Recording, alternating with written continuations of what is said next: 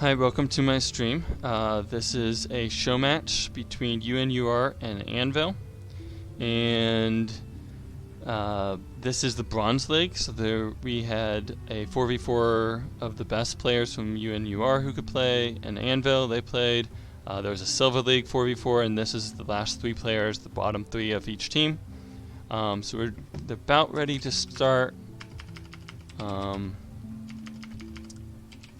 So hopefully we'll see them soon. I think there's a 1 minute delay. Yeah. So it's definitely on the. It's really probably a middle tier as far as all elos are concerned. It's not the strongest or weakest.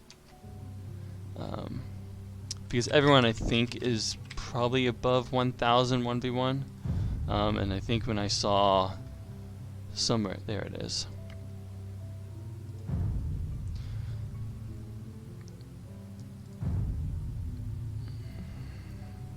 Okay, so here we go. We got, why did it do that?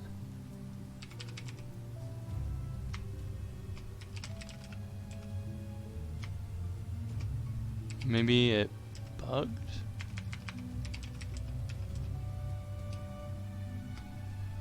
I don't know.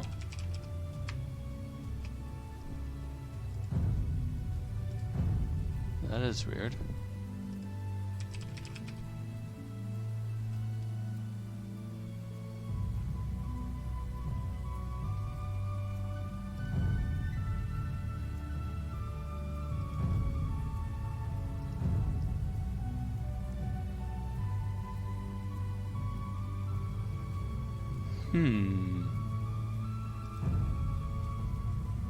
Maybe I need to restart.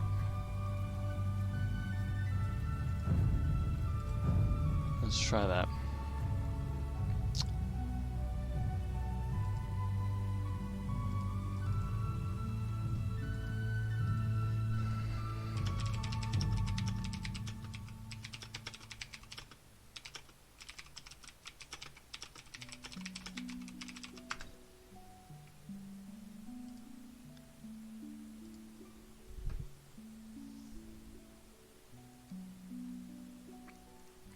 We'll see what's going on.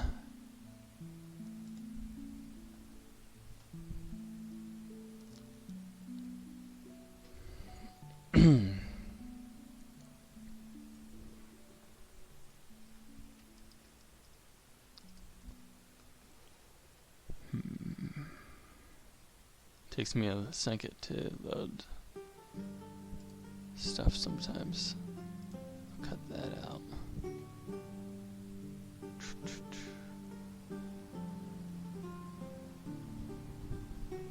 Here it goes.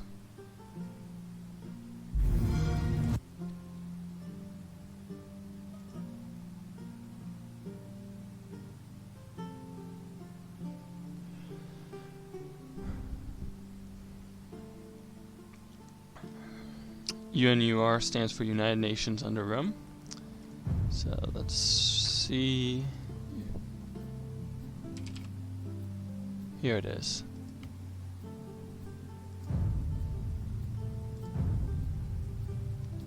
So you got Huns, Incas, Magyars. No, Huns, Incas, Franks versus Magyars, Mongols, Britons. So no duplicates. So this is interesting. On this team, Joachim is the best, but he hasn't played in maybe even a month. Trout's the next best. I don't know who's the best on this team. So let's see. So we've got Joachim as Huns here in the green. And then Trout as Franks in the pocket, and Roman as Incas as the other flank. So Roman as Incas is playing against Madonov as Magyars. And the other flank is Joachim as Huns versus Bernie as Mongols. And they have pocket Britons. Well, that I don't understand. Versus Strauss flanks. I don't understand why they have pocket Britons at all. But okay.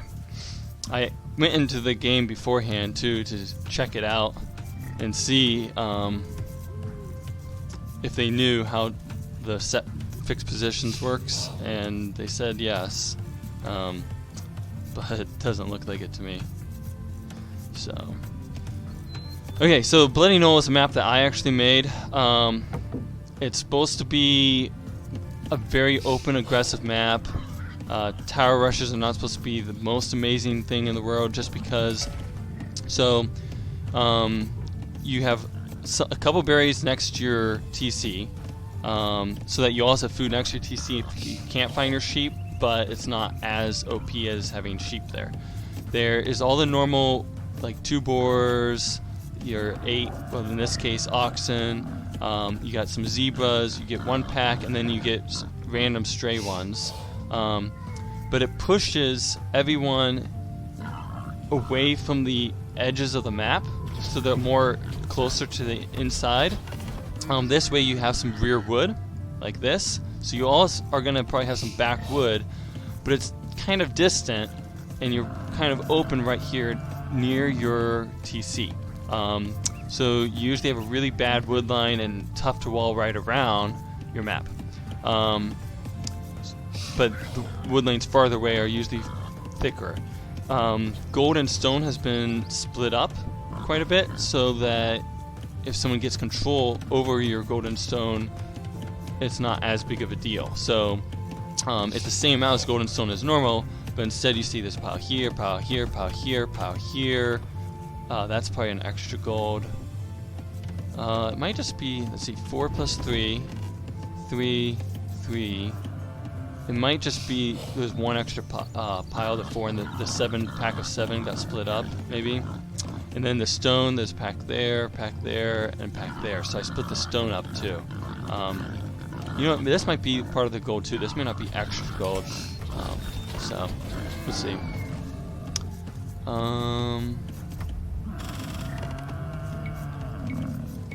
I have never spectated before, so.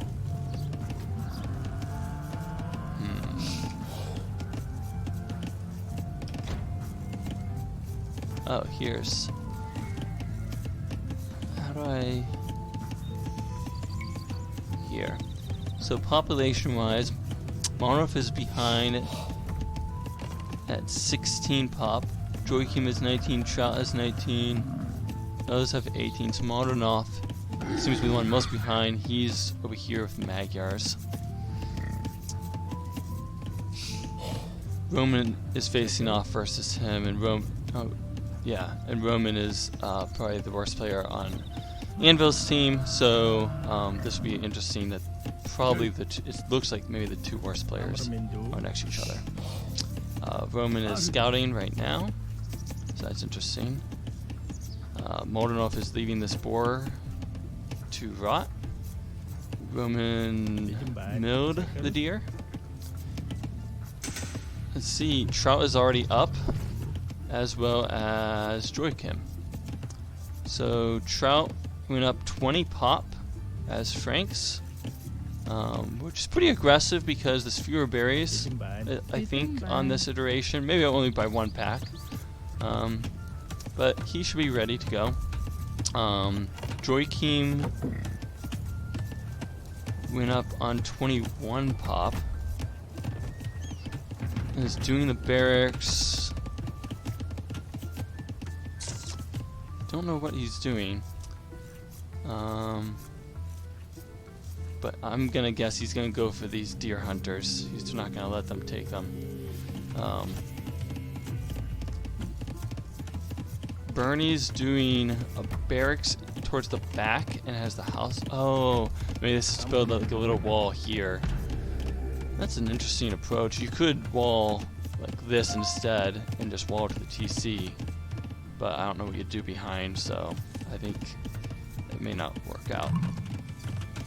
Roman is going forward with 7 villagers, it looks like.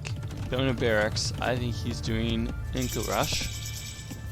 So we'll see how this goes. He's 84% of the way. Let's see. Barony just advanced. Oh, Roman needs a blacksmith. But right now,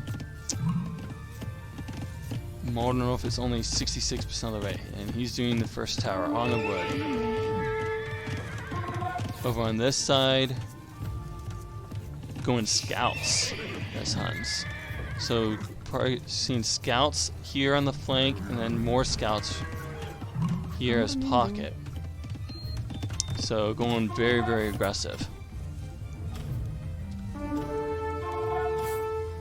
And Moldenhof is already off wood. He's doing a stable.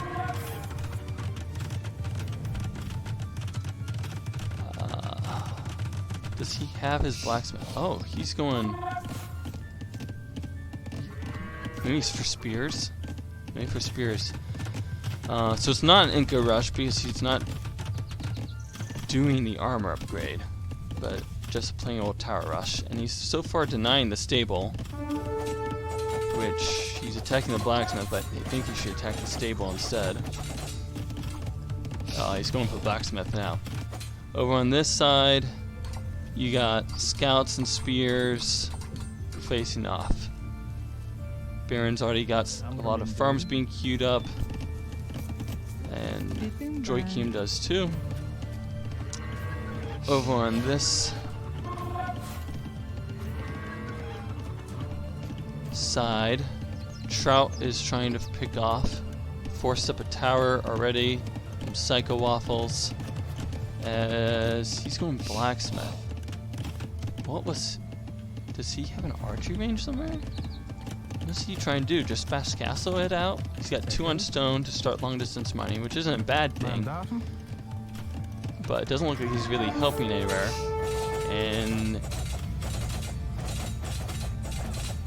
Moldenhof did build a defensive tower, but otherwise he is quite idled. But Roman has to be careful with his villagers. He could charge this tower. He's just going for another tower over here. This tower's probably not a great tower. But the spears are going to die. Oh, he's got eagles too. That's interesting.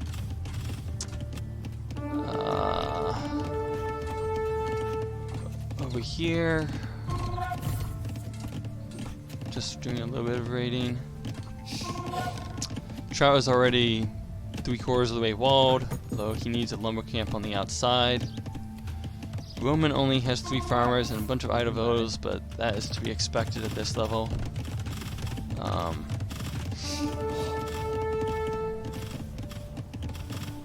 And it's such an inefficient lumber camp here, so that has been one good thing that has been done.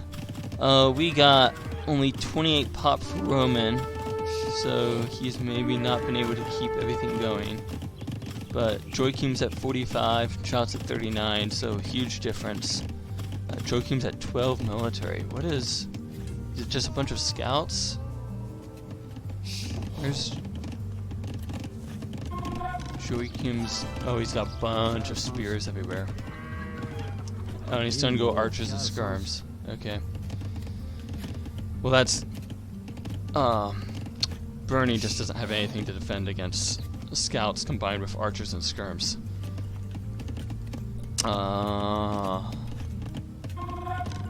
Britons still not doing anything, just build another tower. Whew.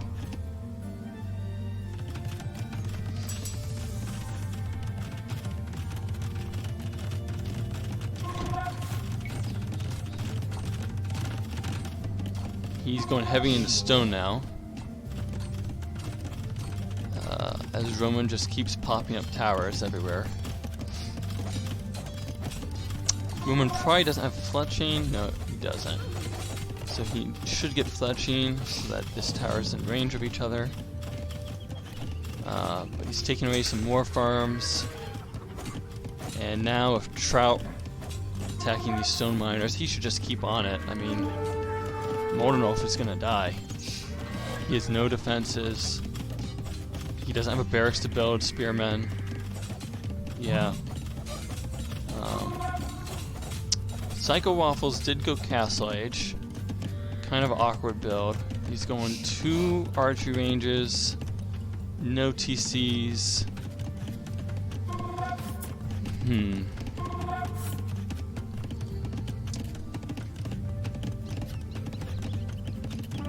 No archers even to upgrade once he does get these up.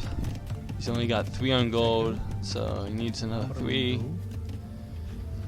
And this combo by Joachim is pretty lethal without help. I mean, spears and skirms kind of counter, but it's just the trash counter. You can see that all 3 of the UNUR is just being idled left and right. Their economies. He's got a house next to his lumber camp, trying to take more wood.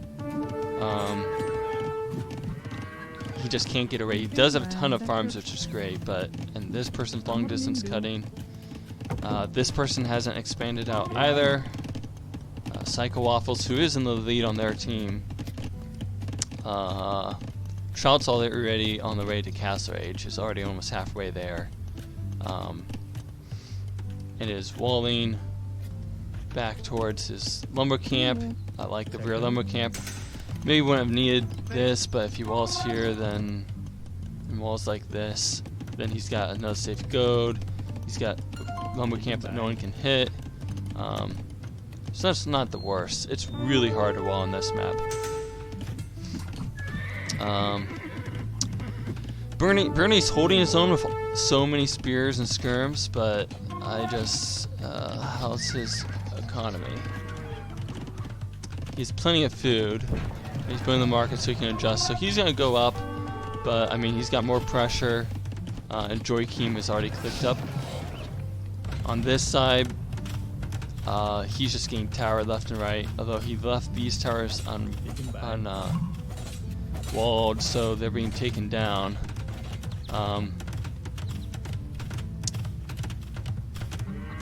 But he's getting pretty harassed here.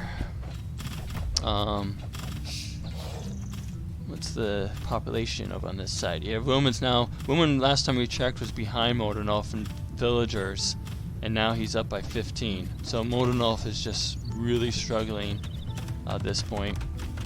4 to 21 kill death ratio. There must have been even more deaths from when Trout raided.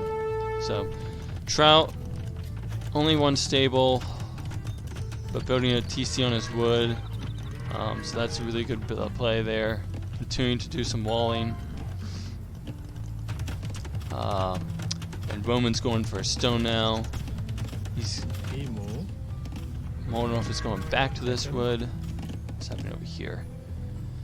So Psycho Waffles is moving out and doubling up on Joachim. So Joachim is not quite ready, but if Joachim retreats his units back here, saves them, he'll be up. He can fight relatively against this, so he shouldn't fight yet. Yeah, he's going back.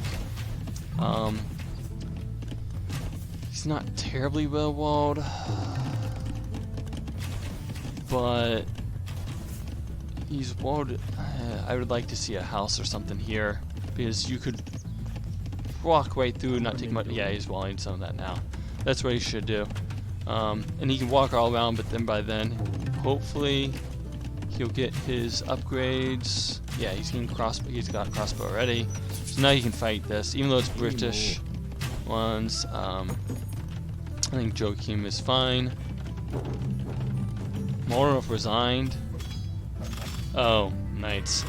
Well, and they resigned. Yeah, they were in a relatively okay we weren't totally dead yet on this side, but Joachim's microing it off better, and yeah, and with all these cavalry coming, Shroud sending cavalry to both sides. GG.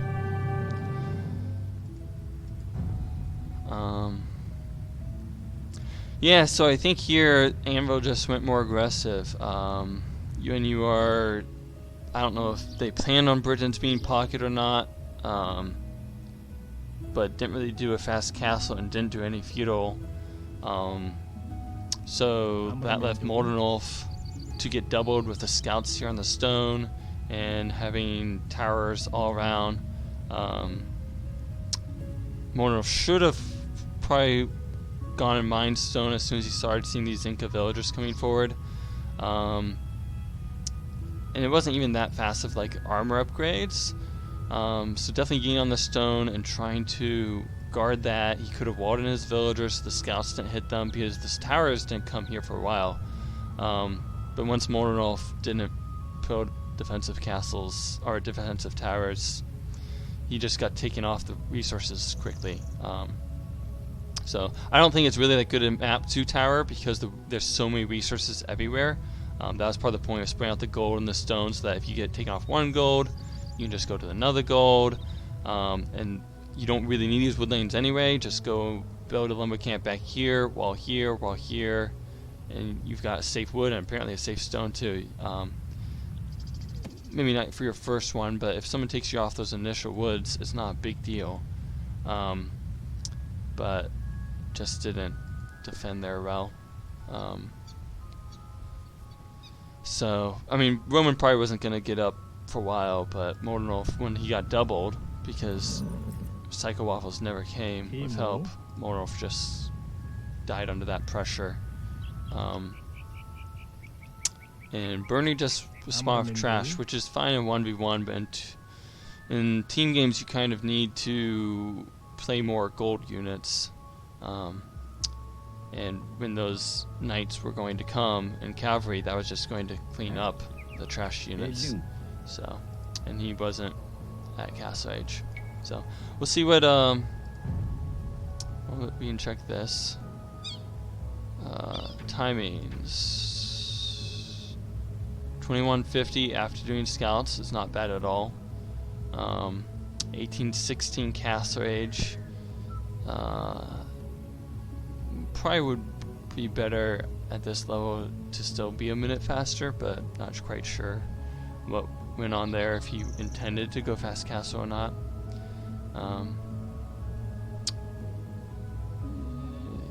1102 is kind of a slow feudal age. I don't remember what he went. He was trying to go scouts. Yeah, so I definitely think Moldernulf is probably the worst on the team, just by looking at the first game. 5 kills, 41 losses, 37-3. Wow, he must have just gotten slaughtered by those scouts. So in end game, all Anvil is higher, 48, 42, 47 versus 30s. So okay, let's try to find the next game, game 2. Romans.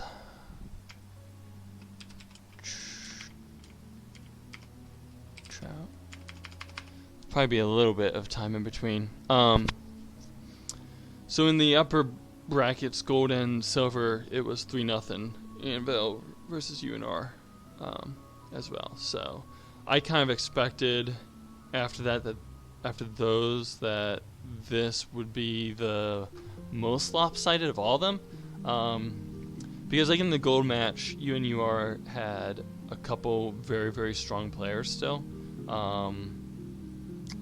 Over 2K team game, I don't remember what they were, maybe 1500 1v1. So at that level, even if you're a little outmatched, you're going to hold on for a little bit. And at this, but part of the problem I knew was going to happen for this one is that Joachim is more on the level of Anvil's Silver League players. He definitely could have played, there's a chance that he was better than 2 of the players that played. But those 3 players were all about the same level, so 2 went in the silver match and 1 went into the bronze match. And since the Silver League team was showing that, for the most part, their 4 players were better than the 4 players from UNUR. There was Matt Nasty was pretty strong from UNUR, at least at the same level. But besides that, the other players weren't quite at the same level. And so then when Joachim gets pushed down to this level, he should probably dominate. And Trout, when he doesn't get rushed and stuff, when he's playing from a pocket position, he can play pretty close to that same level too. He's maybe not exactly at the same level, but he's very close. He might be, of all of these 6 players, he might be the one who's been playing the most recently, so he might actually be the strongest. And so when you got 2 players playing down a level, I need to check in. They have a question for me.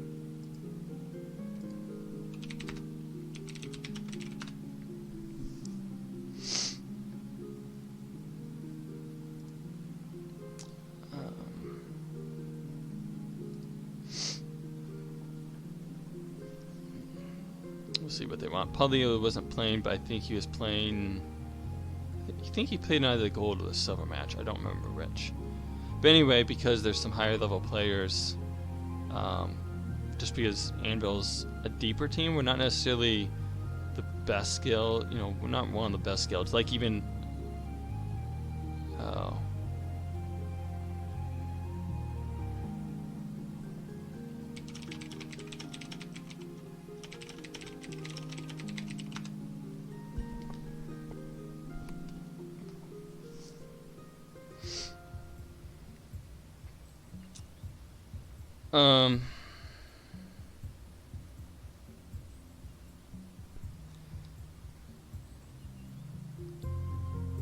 We'll see where this goes. So anyway, I just expected if we had 2 more players.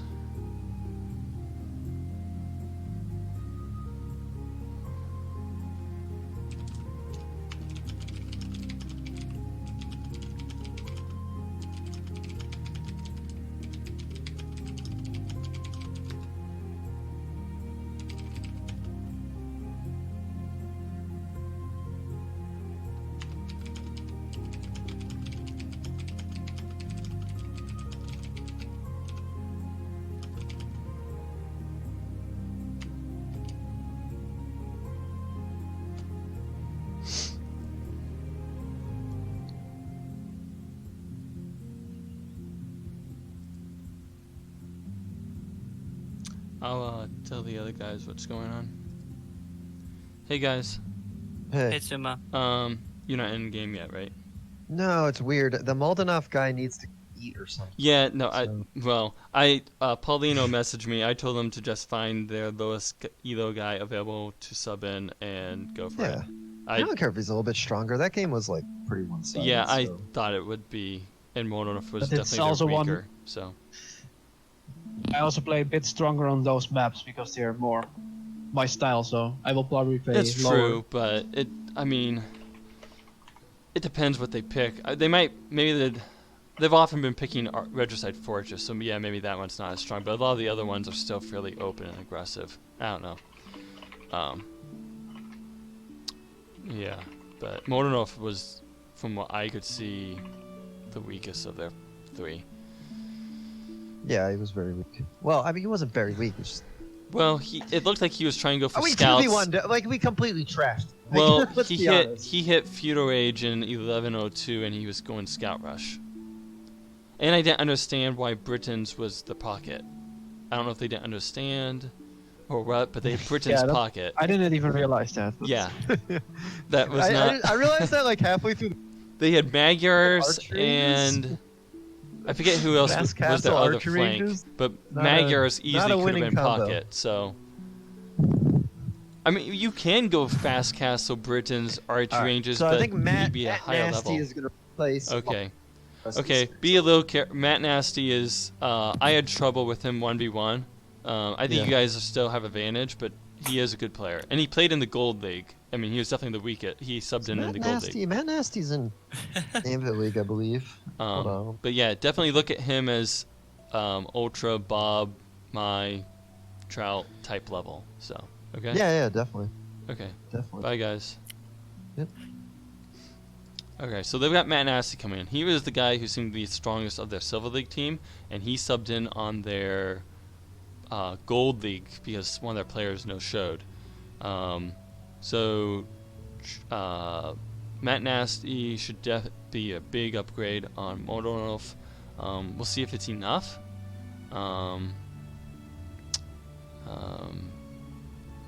But we'll see where this goes. So, welcome. You're watching Anvil versus United Nations under Rome show match. This is the Bronze League. There were 3 leagues in total. Gold League was the top 4 players that were wanting to play from each guild. And then the Silver League was the next top 4 players, and the third Bronze League was the lowest 3 players. So it wasn't balanced either wise. It was just, hey, let's just give our top 4 against your top 4. Let's see what happens, and so on down. So this is the last of the series. The previous Gold and Silver Leagues were played. I think Gold was played a week ago. Silver was 2 weeks ago. And Anvil won both those 3-0. So this is in best of 5. This is the Bronze League. We've just played the first game. And Anvil won that one, so that 1-0. However, what appeared to be the worst player on UNUR's team needed to take a break for 20 to 30 minutes, so they're subbing in a player, which I okayed.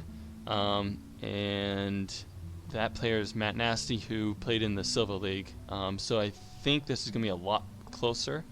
We'll see what happens. So just waiting for them to start. It might still be another 5 minutes, but the losing team of each game picks the maps. The next map, then let's see if I can find the pin messages for this.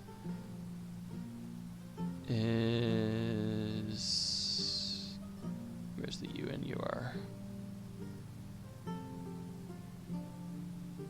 Anvil versus UNUR.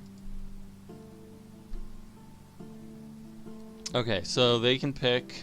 UNUR would get to pick either Regicide Fortress, African Waters, Enemy Archipelago, Bedouins, or Journey South.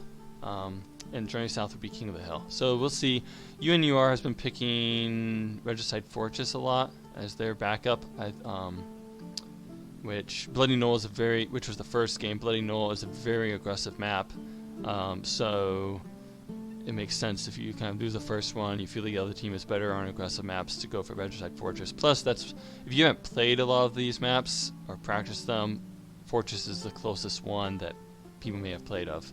But we picked the map pool just because UNUR said, hey, let's play non-ranked DE game maps. So I picked 6 maps that are in the pool, and just hoped that they'd show up for some good games. So there's no restarts.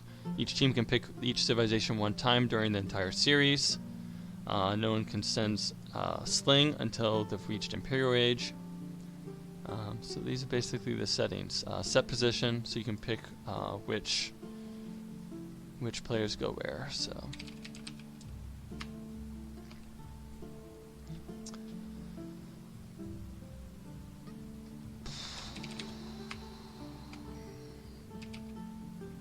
the players that are playing, they're all above 1,000 ELO 1v1, but a lot of the players involved more just play team game. I know Trout on Anvil's team, he's like high 1100s. I think Roman is in the thousands. Joaquin might be, he's 12 or 1300, I think, 1v1. Matt Nasty, who they're subbing in on UNUR's team, he, I believe, is in the 1200s himself.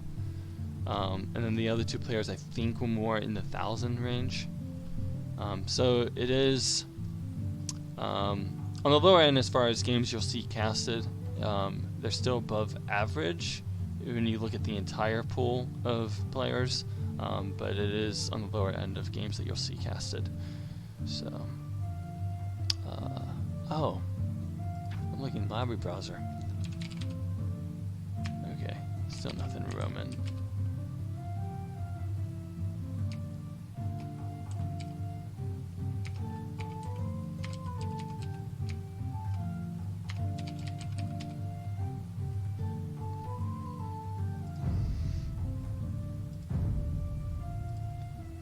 They'll probably caught something UNUR. I don't know if I can search by that. Nothing's showing up yet. I don't know how long it was going to take for Matt Nasty to get set up, since it wasn't expected that he would sub in, but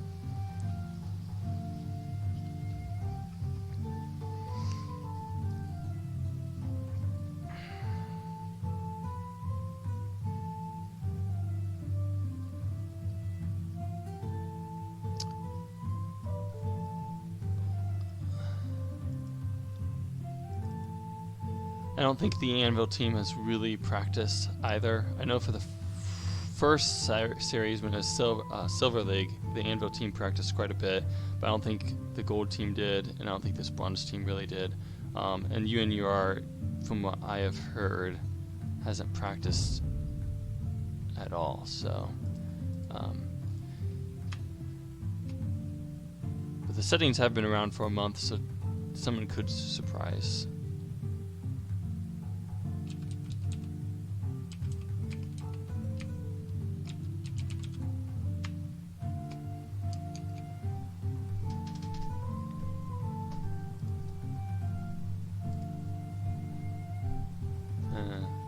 So it's join game, so it's not going to be up yet. I'll just wait for that.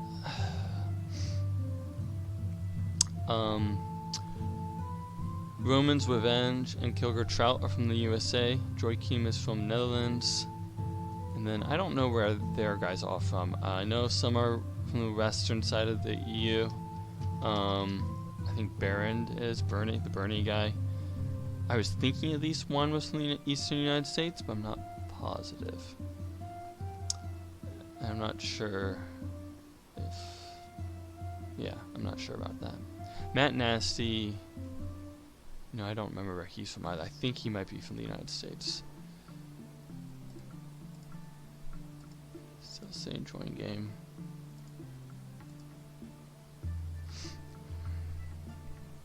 Hi, welcome.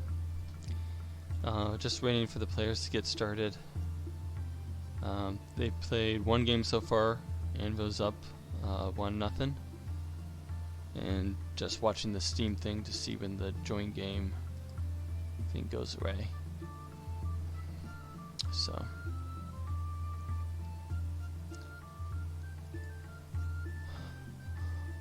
Hope everyone watching is having a good day. Relaxing.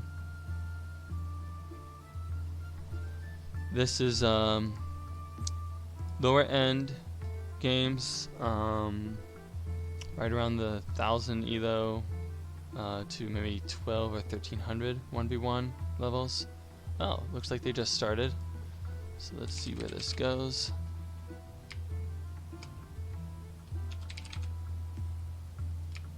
I thought they just started.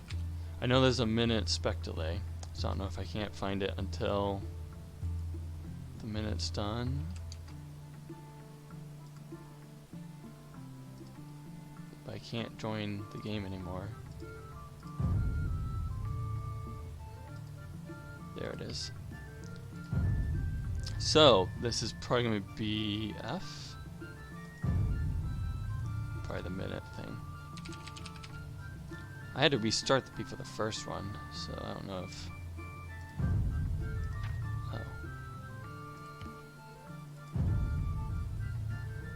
Okay, so Chinese, Byzantine, Spanish versus Chinese, Portuguese, Lithuanians. The Gold League used Portuguese here too, and I think Lithuanians. I think these are the same three civs they used Oh, Paul Leo's playing. Not Manassi? I think Paul Leo's even better. That surprises me. Paul Leo, I think, is really strong. I think he was supposed to be in the Gold League. So, we'll see how this goes. I think Anvil could definitely struggle. Well, Joachim is Chinese, playing against Psycho Waffles is Chinese, so we got a mirror. On the opposite flank, probably Roman. Yeah, Roma is Byzantines versus Bernie is Portuguese, which puts Trout as Spanish versus Paulio as Lithuanians. Who's being attacked? Joachim? Oh, but for the tower. Okay. Well, this is interesting. Let me, while we're raiding, let me see if I can find out what Paulio's skill is. So we got a little bit of time. I really thought Paulio was much higher.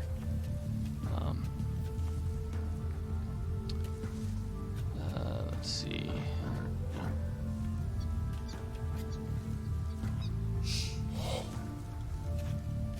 It'll take a second. Yeah,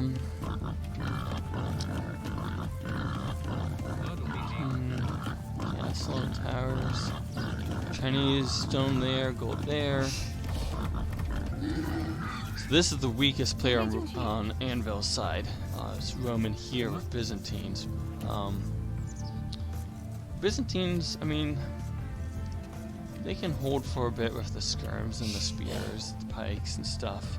I know higher level players you'd play probably Arbalest with fast imp or a faster imp. That's not really Roman's style, so I think he's more going to be playing defensive. Portuguese, I don't know what they're going to do. I mean, the Gold League, the Portuguese player slung.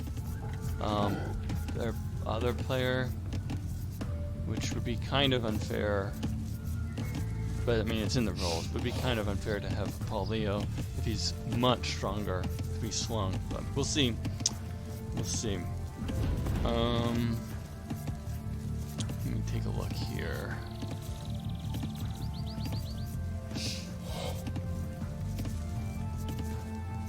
Okay, I see population. Bernie's behind a bit.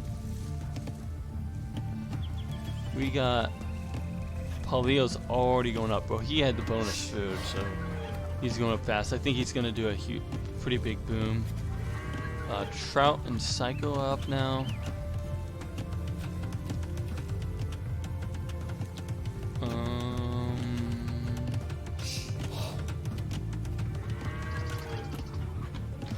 Let's see here. I'm trying to find where the website for players' ratings. Bernie paused. That's interesting.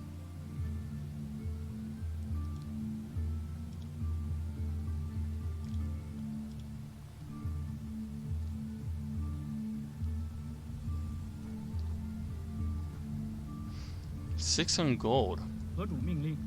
That's a lot on gold.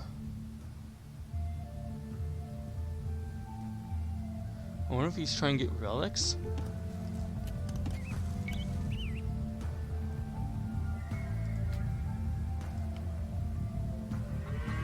Yeah, he's trying to get all the relics to do the bonus attack to the knights. Okay, so he's going up fast, so he can go get the relics and have that bonus.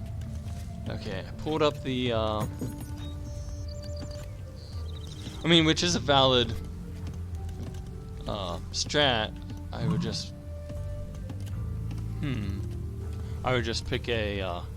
I would have picked a different strat just because some of the other maps have more relics. But okay, so Paulio is 1189 1v1, which is not very high. But he's 1800 team game. So that's interesting. Maybe Paulio was in the silver match. Let me how can I look that up?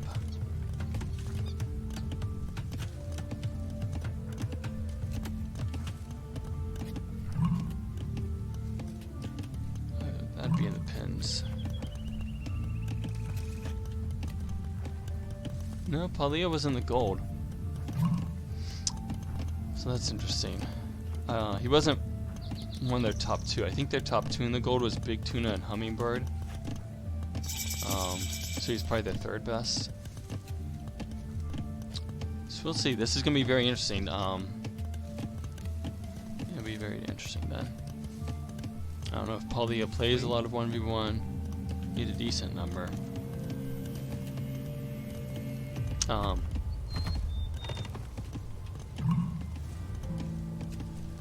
He's already on the way to cast rage, doing double bit, boom. How are we doing population rise?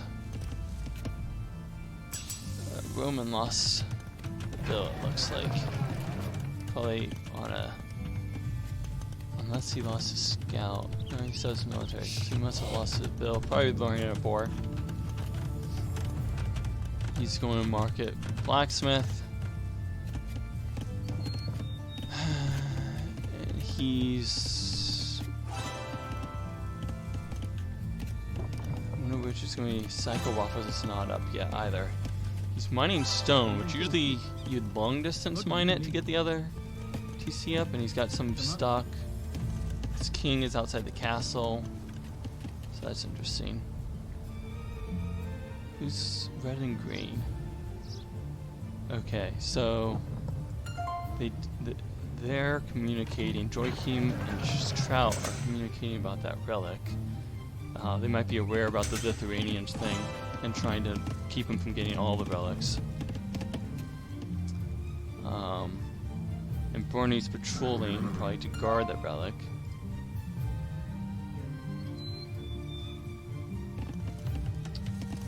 He's mining stone now too. That's a lot of people on stone. I don't know if it's... I don't see any TCs up yet. Or monastery. Okay, here's a TC. I expected... He's got a stable. Oh, maybe for scouts, for map control. Playing kind of arena style to keep the relics from being taken.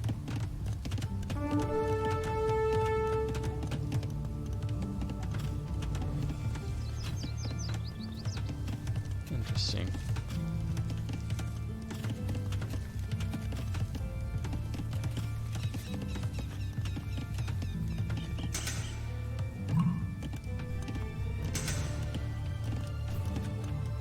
Trout has just reached castle age.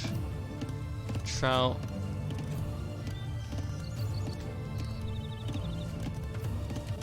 Is putting conks and a TC on the wood there. I don't know why he didn't put it right here. I mean, I guess it's a second wood thing. I probably would have. Oh, he's putting one there now. Well, that's going to limit him. He's not going to do that many conks. Because you can't do 2 TCs and conks, or 3 TCs and conks very strongly. But maybe he only wants a couple conks, and that would be fine. If you do just like 4 conks, you could handle it. Polio, what's the military situation like? Didn't build anything with... That's interesting. Didn't build anything with the stable. That must have been more a long-term thing just to have it instead of the market. So that's interesting. Pausing again, that's weird. Bernie is building 1 TC as Portuguese. Is Roman up? Roman hit Castle H2. Waffles is only 44% of the way. Okay, so Roman walled here. That's actually not that bad. If he can wall here too, that helps keep this wood safe, gives him another goat inside. Maybe you could do a TC here. So I would do some sort of wall here maybe, and then you can put a TC here. Of course, I mean this wood would have been safe too, but this goat is... Well, he's got the tower here, so that helps. Now this is not that long of a wall off to do a team wall there eventually. And especially if this gets walled, then this effectively gets walled too. So if he can just... Roman can wall off here, then more longer term, I wouldn't do it immediately. They can wall off this, and that gives them all this space back here. Because if then Trout just walls this, that adds a lot of space. Now, of course, could do a bigger team wall here too, but Joy King's a little farther away. Okay, he's doing one outside on wood. Now, this is on a hill, so that's not horrible. And knowing that Psycho Waffers is behind 78%, he knows that he can get away with this maybe a little bit better. More. He's patrolling maybe to guard this relic. Looks on the map control of the Choconu in the conks. He's guarding this relic. It might actually, I was thinking that Palio would go into the relics quickly, but he's not, which really surprises me. So potentially, yeah, they're guarding this one too, although Palio's there. Potentially we could get this relic, and we could get this relic. This relic is definitely a favorable one for Anvil. Of course, they've got that one in behind, and the other relics are here. Which my guess is probably easier for UNUR to get. Military. Joy King's definitely building the Choconu, but everyone else isn't building a whole lot. Yeah, Trout only has the one conch, so he didn't build anything more. So that's why I said you won't be able to build a lot of conchs if you're going to do 3DC. So apparently not doing a lot of map control with the conchs.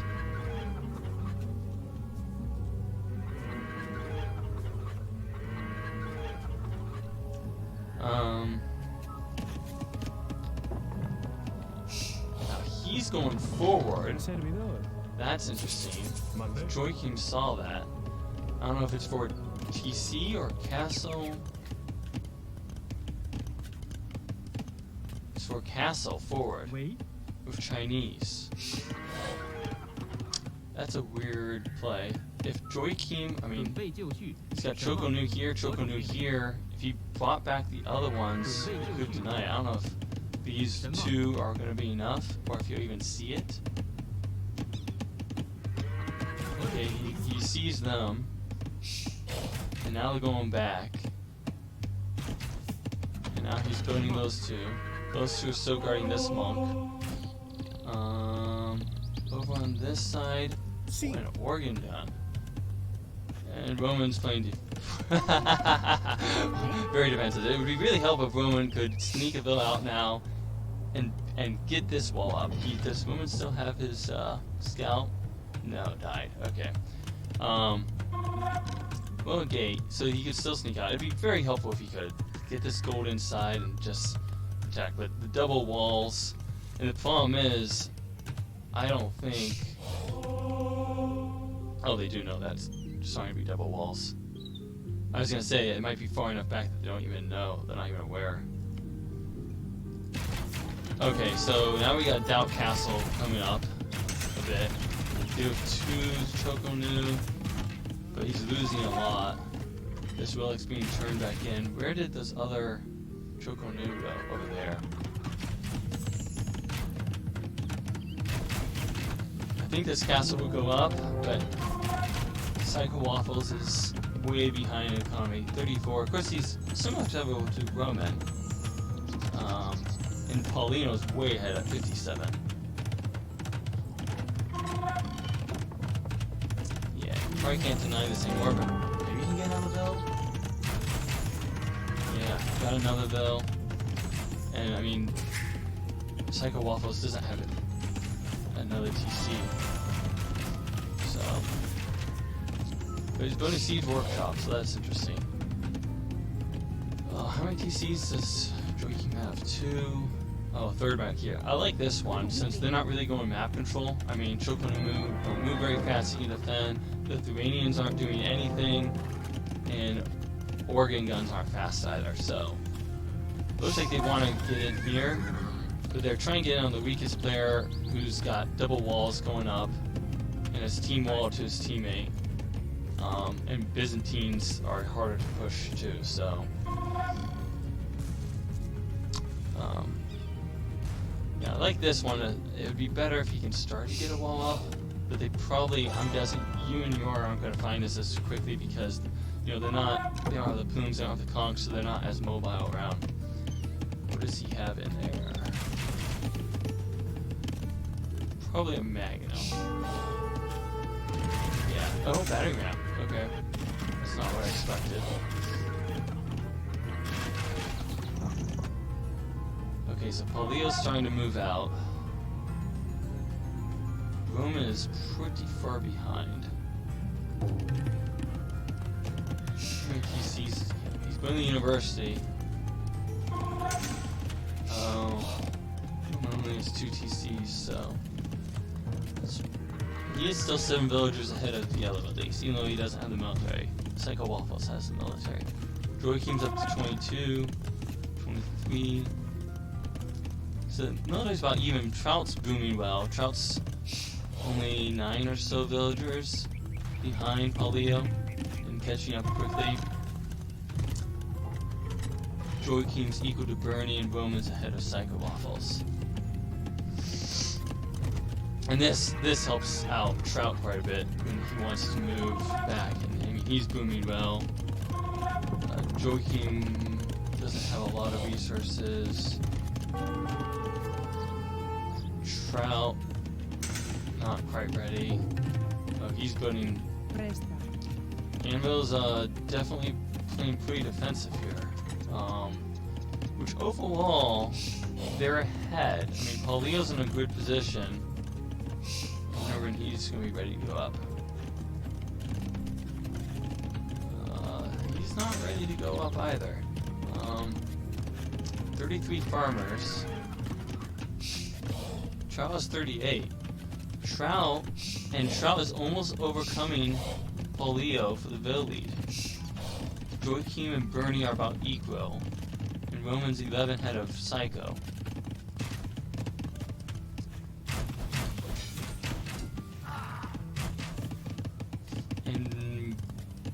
Psycho still doesn't have another TC. He's the only one that's 1 TC.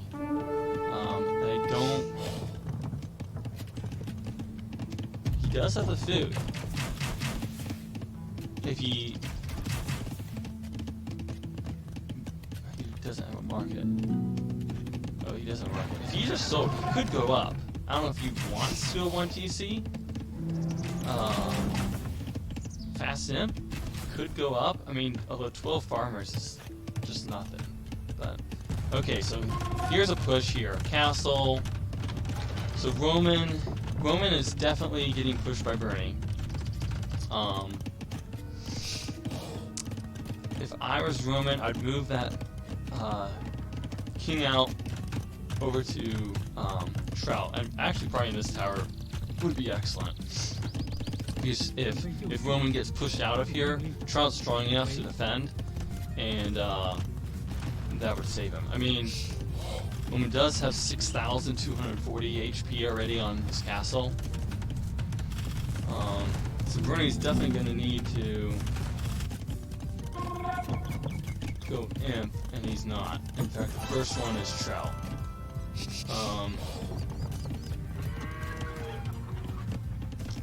A lot of cavalry. Oh, they're just going to get massacred. Of course, there's Van Shumping now.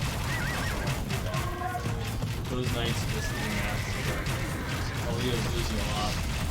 And Trout is going to get there. So Joachim's getting doubled. So he is under some pressure here. But it's all Castle Age aggression. And Bernie, I mean, he does have a lot of gold. Another castle. This is a lot of Castle Age aggression. But with this, I guess with the Rams technically, but like it's just really hard to push against a castle in Castle Age. And he's mining more stone, he's walling up again. He's got fortified walls now. And the thing is that Trout is going to be Imp. Now, where does Trout go? Does he go over and defend this push?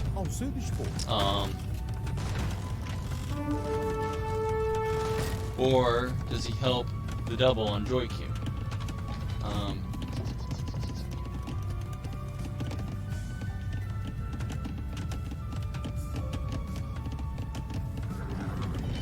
I mean, Bernie's still not close unless he adjusts his economy with the gold. A lot of lower level players don't do that. Psycho Waffles is closer. Where is Joachim? Joachim has the food, not the gold. Yeah, he's got 11 on gold. He's building a defensive castle, so now they are going to need to go in for sure to push. And Joachim has 4 TCs going.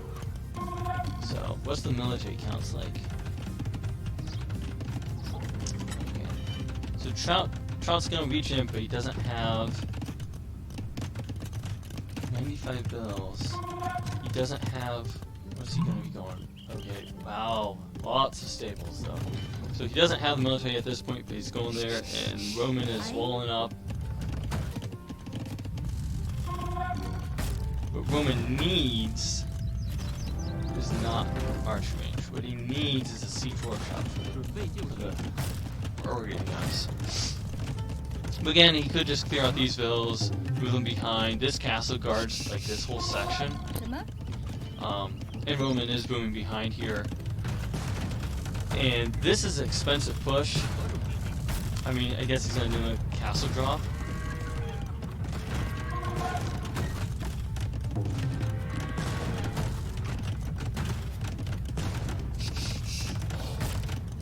But this amount will probably get destroyed by the Cavaliers that are being produced. If he goes to that side. I don't know which side he'll go on, but so even though it says UNUR is ahead, I kind of like Anvil's position. Roman is now going to Imp. That is interesting. He is getting heavily pressured, but it's getting. Roman needs vodka.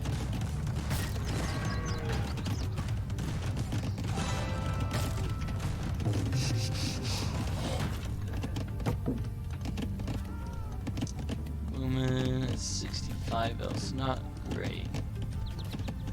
But Trout has all of a sudden gone to 21. Okay, so this batting ram is a bit of a problem, but if it takes out these instead.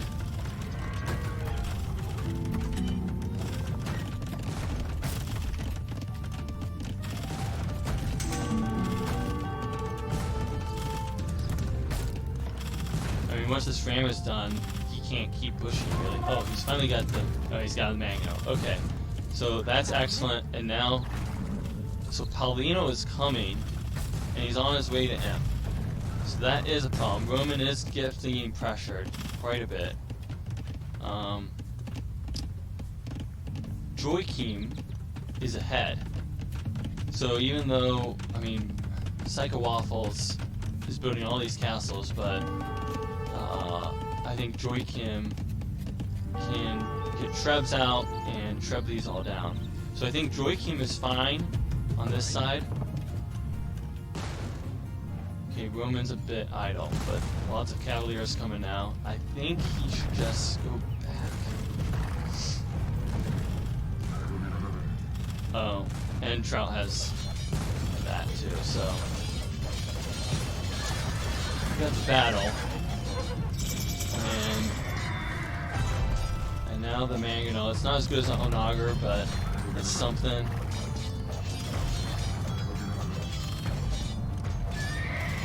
At least being pushed back. So, I mean, Roman's got to get his economy and stuff back under control.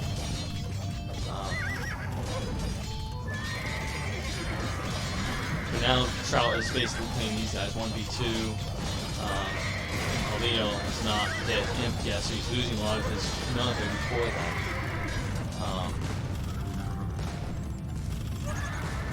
And Enro's taking the lead, I thought. Who is not going? Okay, everyone is going now to Imp.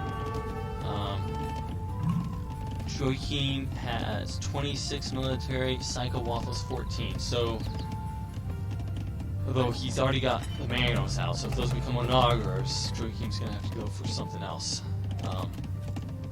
What's the relic situation? That's a good point. Well, he's got 2 already, so that helps. I don't think Psycho Waffles has relics. No, he doesn't. That's kind of a mistake with the Lithuanians. Because the 3rd one's here, 4th one's there, 5th one's there. Okay, the push. They're trying to take out the mangonels. Again, losing more. A ton of organs trying to try to put another castle down. But with the Treb here already, another castle here is just going into danger. What I predicted is it's going to be with 2v2 a little bit over here. Trout defending, and I think Trout can basically defend well by himself. His economy is way in the lead, and I think Joaquin is going to push on this side. He just reached Imp, and the Treb's already coming out. Great Wall, Chokonu. So he's almost here, so actually he could, if he has a big enough economy, he could out-trebuchet produce Joaquin. But he only has 58 bills, while Joaquin has almost double at 111. So, Cavaliers versus Knights and Levis. Another castle.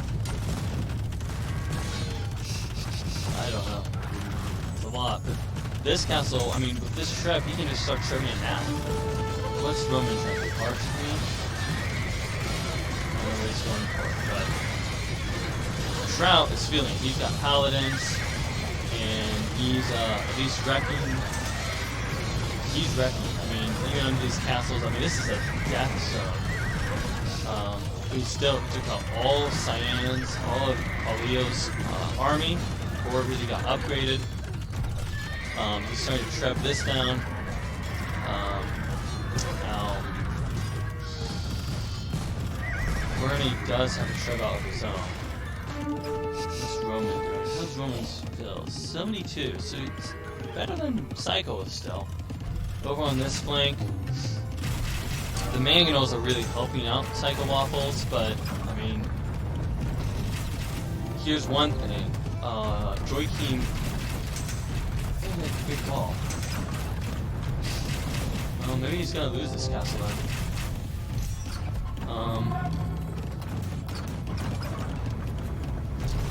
don't know why Joaquin's not repairing. He's got 745 stone. I guess he foregoed Great Wall? I don't know. I thought he was going, and that would have helped his castle stay up. Another Treb. Yeah, take out this Treb, you retreat a bit, kill these Chokonu, and then you can go and get that one. Over on this side, I mean, this castle was 6,700 HP. You can see that's taking a long time. So if Trout can hold against 2, Joaquin needs to destroy, and I think he can take out Psycho Waffles. So Trout just needs to go 1v2, which he's got the Treb League now. He's putting a castle to replace this one.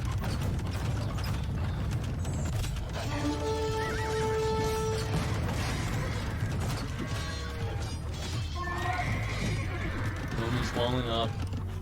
Roman needs to reboom, get a piece. Oh, and that's what he's doing. He got the villagers out. A lot of players don't do that well, especially at low level. Roman usually does a pretty good job, and he saved a pretty good sum of villagers, moved them to a pretty safe place.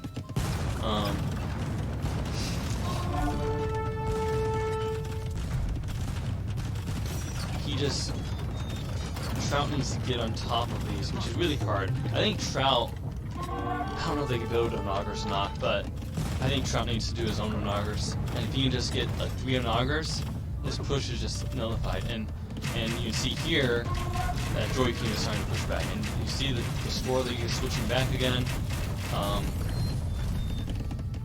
Now Psycho Wolf is switching into Cavalry, which is not, like, Cavalry is not gonna cut it. And you see how much gold that Joy King has. And these Trebs. Now here's the problem. Paulino's coming back over with Cav. So Trout really needs to get some Trebs out, or Onager. Trebs and Onagers to push back against this. I think there's just too many castles. Does he have any Victoria up yet? No. What's the populations like? Yeah, Psycho, Roman's behind, but he's really close to Psycho. He's still got Village over Psycho. So the others are actually quite close.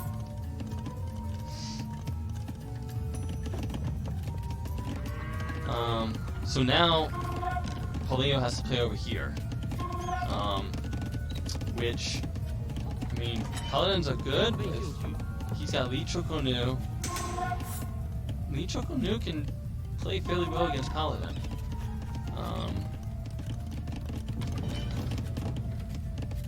Where did the Trebs go? Did he lose on them? That's not good. And a bunch of idols.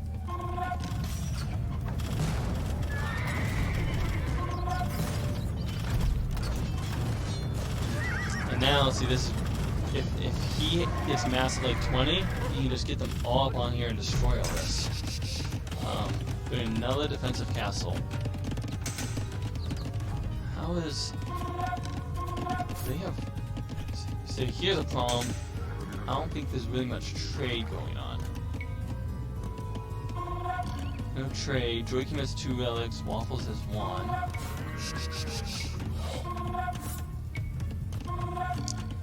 They need to get trade going.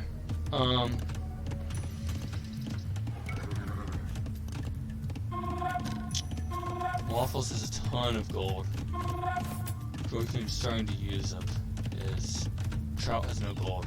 Yeah, that's the problem. Trout spent... he's just throwing away his paladins.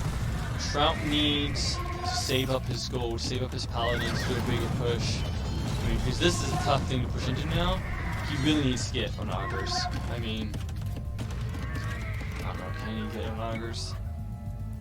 And you can't get Onagers very well without gold. Yeah, you can get Onagers. Or even Bombard Cannon. I mean, that's what he needs over on this side. Even play, you know, full Hussar. Actually, yeah, even just Hussar, because you just have to get on top of them. If you get a mass of like 50 Hussar, you know, I think most of these will be taken out. But maybe go Onager instead. Or save him gold, of course he didn't get the relic. Which he could have gone this one, he didn't mind this gold. I don't know if you even saw it.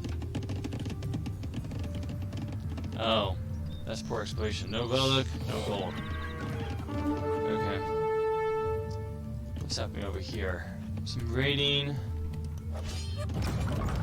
But Joachim is still pushing. Starting to take the wall down. Joachim's really going to need to push and carry on this side. He should get rid of this, because this is gold that Anvil really needs. I wonder where Roman moved his king to. Not sure, but at least it's not where it was previously. But another TC. This is a problem on Joachim. Too much raiding.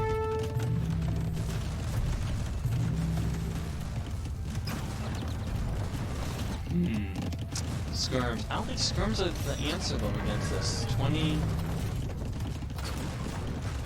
It's still gonna do 16 attack. And they have too good of a pierce on her. And there's not gonna be an attack bonus.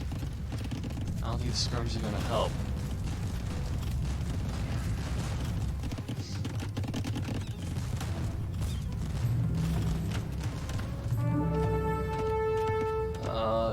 Yes. This is where Troutson gets into some issues.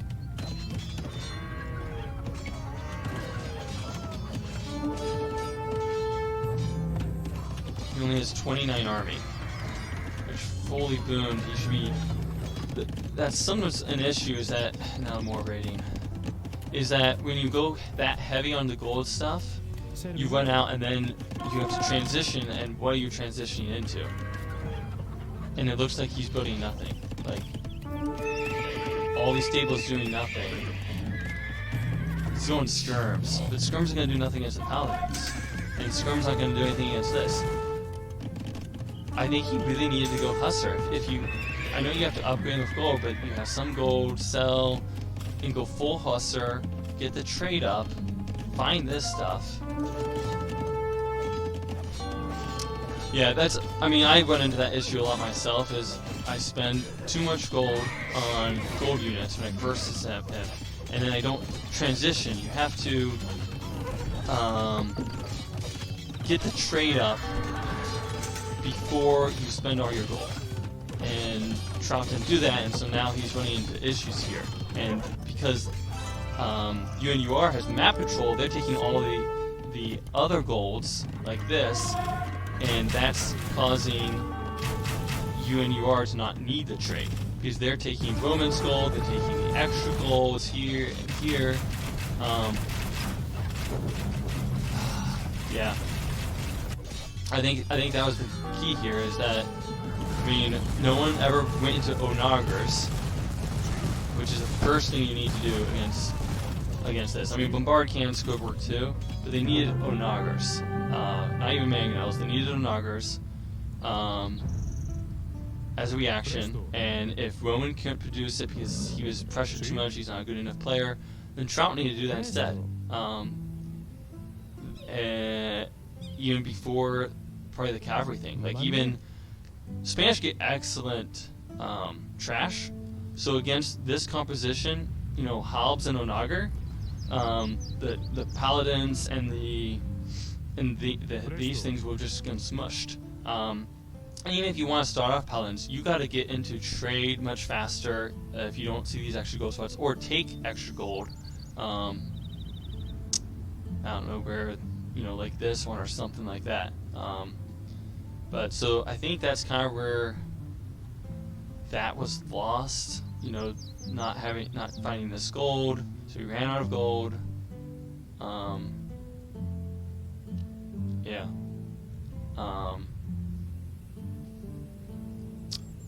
Yeah, I think that's.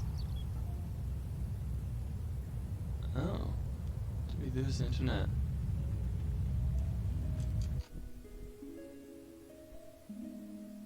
Okay, I think I'm back.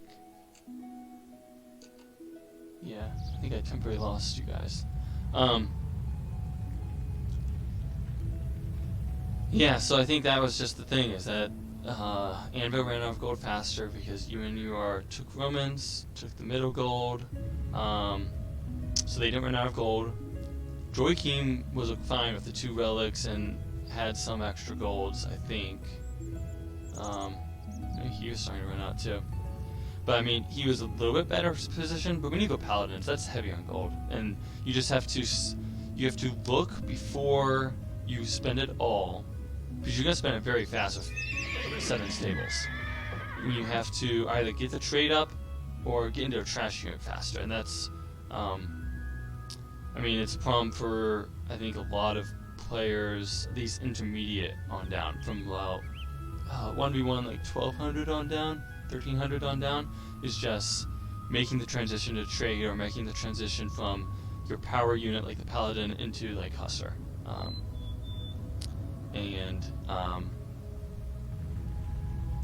That's a situation. So in the first game with Bloody Knoll, UNUR was just doing trash right away, which is generally a mistake in a team game. In this situation, it's kind of flipped. This is the situation where you need to get into the trash quicker, so you can get the trade up. I mean, you got Spanish trade here too, so get the markets up. This could have been relatively safe if they were just walled here. Could have had a decent trade line. They technically had control here too, so they could have traded from this corner to this corner. But yeah. I'm seeing some messages. Let me see what's going on.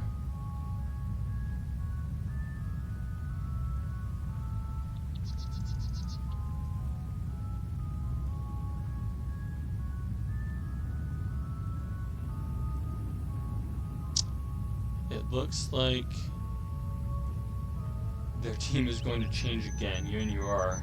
I think Moronov, who played in the first game, is back, but Psycho is not going to be playing this next one. It does look like there's some Steam issues, so we'll see. Maybe too many people are on Steam. Anyway, I think overall this was just a mistake. The skirms I don't believe get attack bonus versus this. The Pierce armor is not high enough to defend against this. The organ guns have high Pierce armors. The skirms don't. So like, it would have been better to go even halbs rather than the skirms. And the halbs would have gone crushed too. I mean, if you're going to go trash against this because you have no gold, I think like Cav, Husser, and Mass. Like, and Trout could have. How many resources did he have at the end? Not much food. He really didn't have, I don't think, enough farms. We should have spammed a lot more farmers.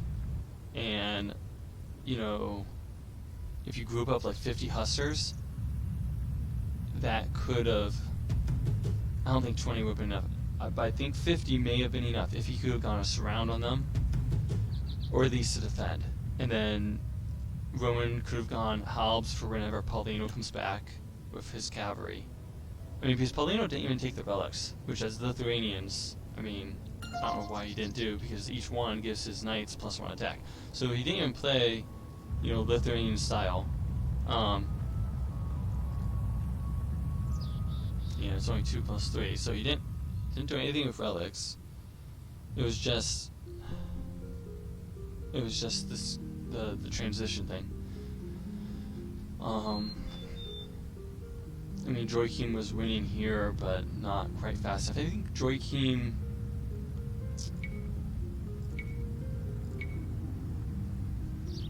Oh, he must have killed, or he lost on the villagers. He 53 military. I mean, yeah, I don't know if I have any thoughts over here on Joachim's side. Roman definitely, I mean, I think Isom's get into this too. I get into this mindset of I'm worst player, oh there's an attack, I need to build up these walls.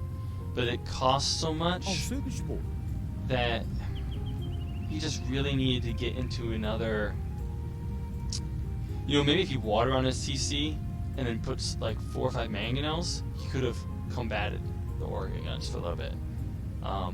Yeah, but he was up to him first, so like he needed. See, that's, I think the thing is that Roman didn't really boom, and he could have taken a imp advantage with faster imp and gone halbs and onagers. I think would have been good against this. Halbs and onagers, not too expensive. He has a castle ready to take out this forward castling situation, and I think that's probably a better plan. I mean, the second wall is fine, but once you get a third wall, that's too many, I think, people on stone.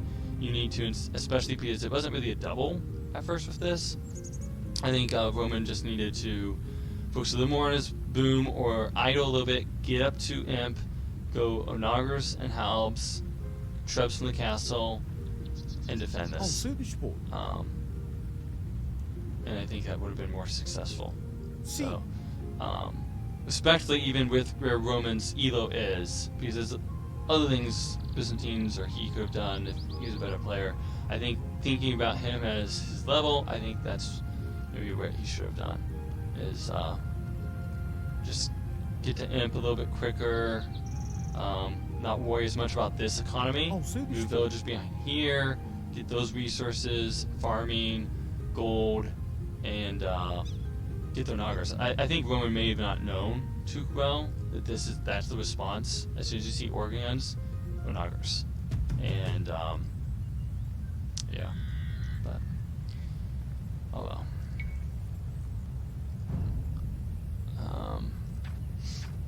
Stat wise, 25. This is a pretty good time after a boom. Again, it was just the gold transitioning that he didn't do.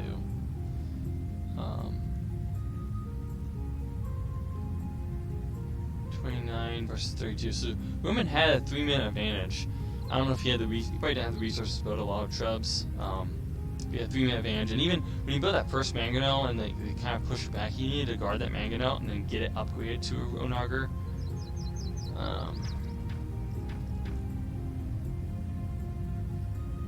Yeah, lots of food. I really think he needed, and he had the most gold. I think he really needed to. He was starting to trade, but maybe he went. He might have even sent Trout more gold. Okay, let's see if we can find the third game. We have another substitution.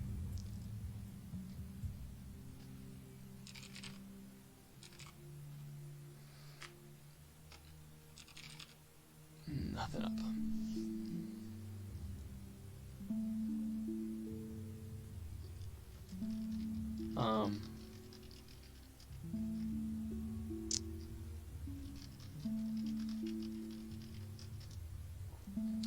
So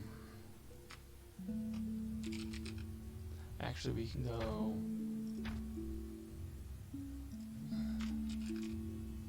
go to Steam and just look. Looks like they might be in.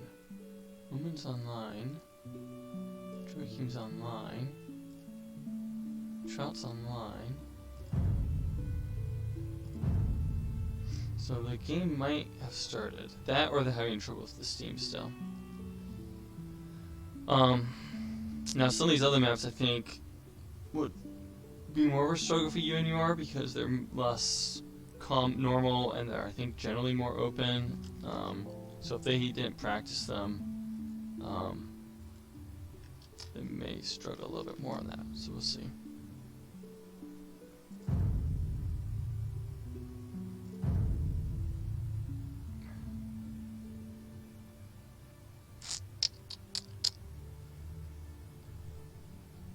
I'll check to see if any messages were sent to me.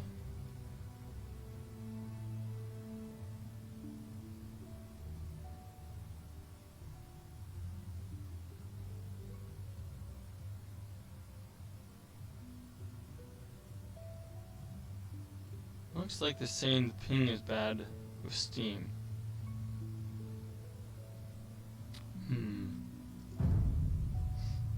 Okay, so it looks like, I don't know, they might wait a little bit and see if Steam fixes the issues. My guess is Friday night, worldwide quarantine, that everyone is just on Steam and, yeah.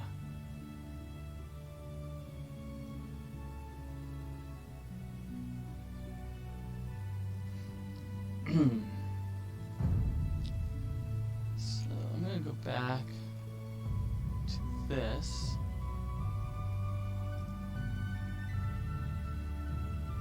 Not seeing anything yet.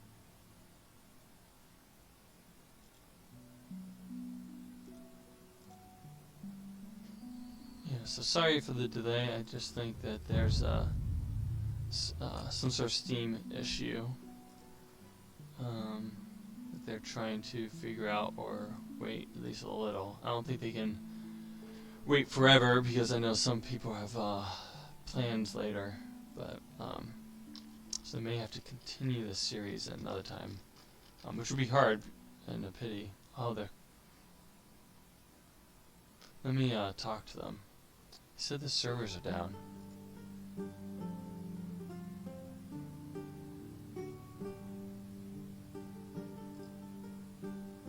Hey guys.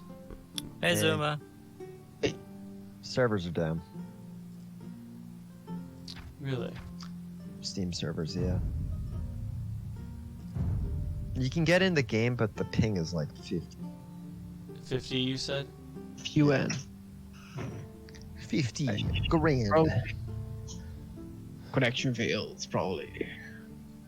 And it's like midnight in Europe, so. Well, Roman had only a couple hours or something. For bread. Yeah.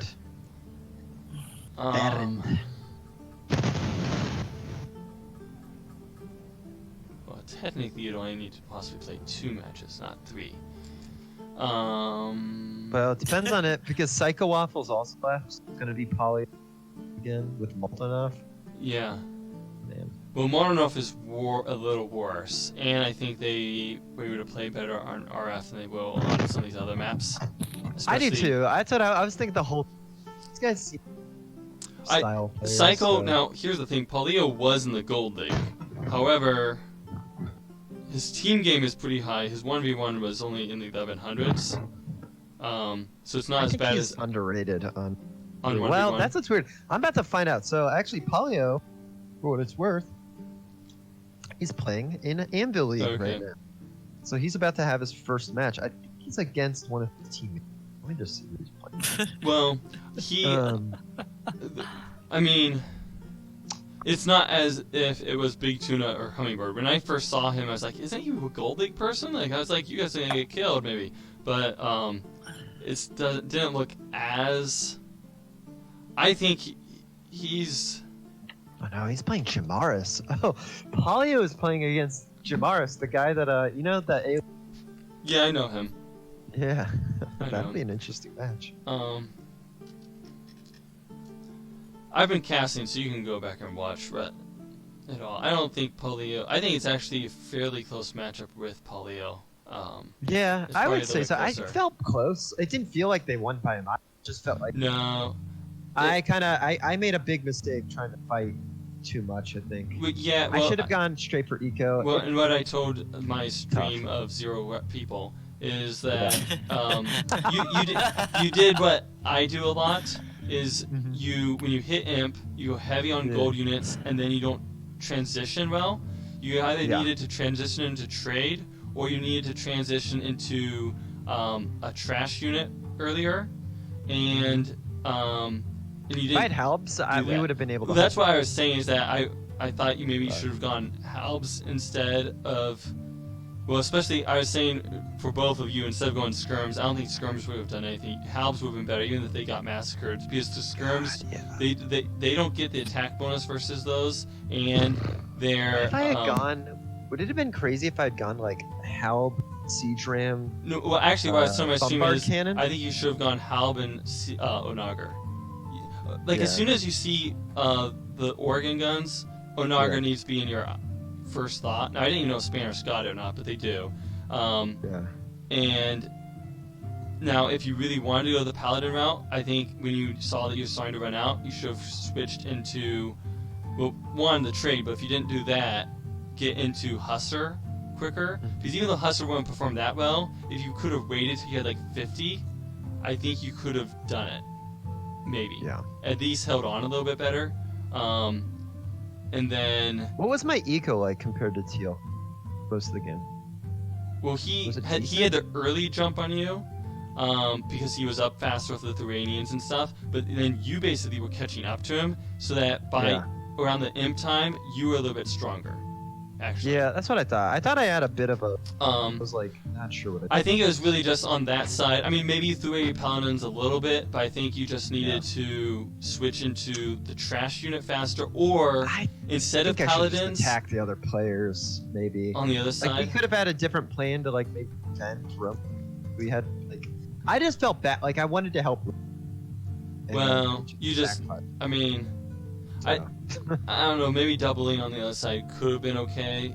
I just think Yeah. it was just basically the transition for you, and getting into Onagers. And then I think Roman needed the second wall is good, but I think after that, and I sometimes do this too, is I get too much into the defensive, and it slows up too much of the rest of your economy. And you were up 2 minutes before your Portuguese guy, so when you got that close to your castle. If you could have kind of walled in that, built some mangonels, and I don't know if you could have gone to Onager yourself. he was struggling on wood. Roman needed to add like, Okay.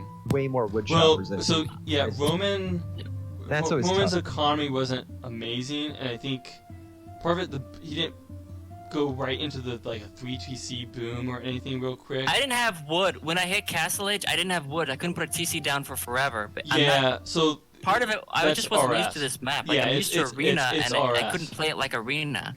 It It didn't feel like Arena when I was playing it. See, that's the thing is that Your if wits you have to different. practice it to get the transitions Yeah, and I right, didn't and you didn't, practice it, and no. I knew that. So I don't.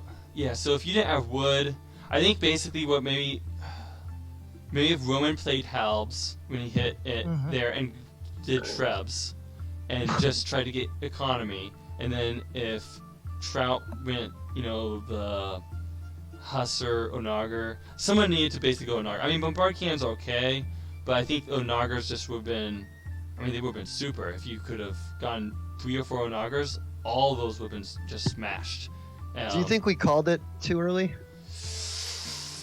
Your hope... Well, no. So the problem was because Paulino was trying to raid with those paladins. Yeah, that's why we called it. But Joachim okay, had after a the chance. game, Maldo for some reason jumped in our chat. Like, why'd you guys resign? You guys were fine. What? As a tournament, you could have tried maybe a little bit longer. But I don't know what the we would problem have was done, though. okay. So, I didn't have any upgrades here's for here's the thing, Trout.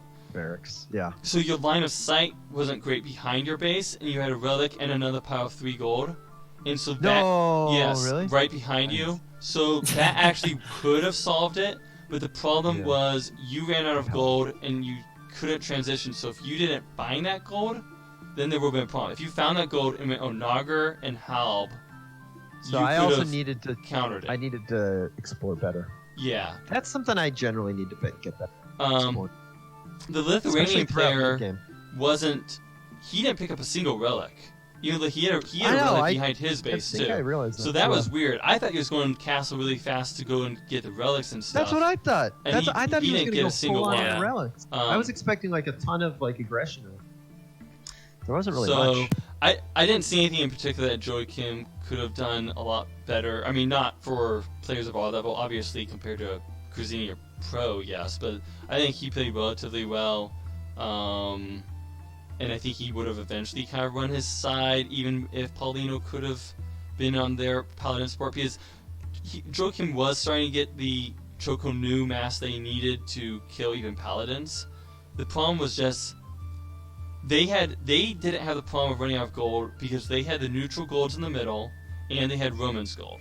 So they, even though they weren't really starting to trade, they didn't run out of the gold. So that was more the problem on your guys' side, where you ran out of gold.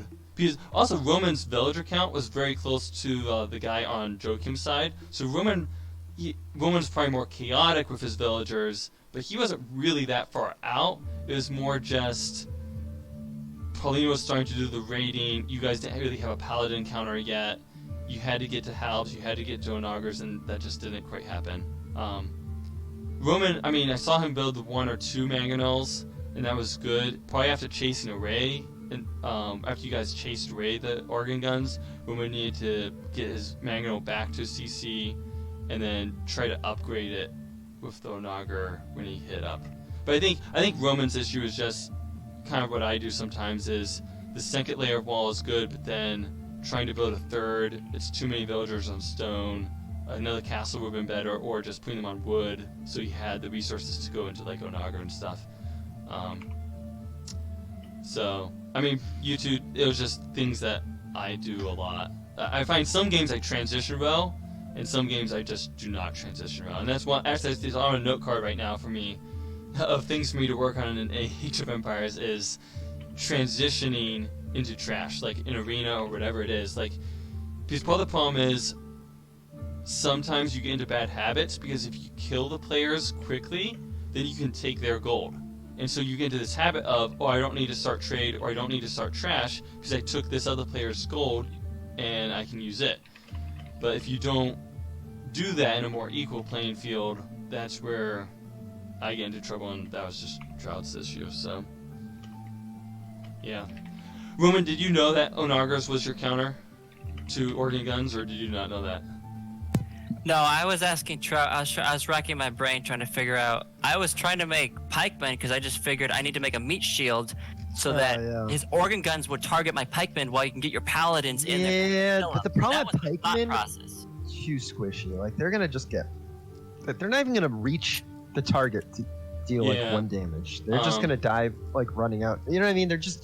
It's almost like when you're making a meat shield, you need a unit that can at least withstand enough damage to like reach to deal something. You know what I mean? Even if they are a meat shield to just soak up damage, they need to at least be able to soak up damage. Like pikemen don't even soak up damage. They just 1 hit, they're dead.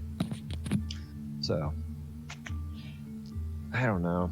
I was trying to figure. I think skirms would have been okay. No, there. because the skirms. No? Here's the problem with the skirms. They only had Yeah. the organ guns are still gonna do like 13 damage a shot, and the organ guns have high pierce armor. So the skirms, because they get no attack bonus versus organ guns, because it's a siege weapon, then the skirms do like 1 damage per shot.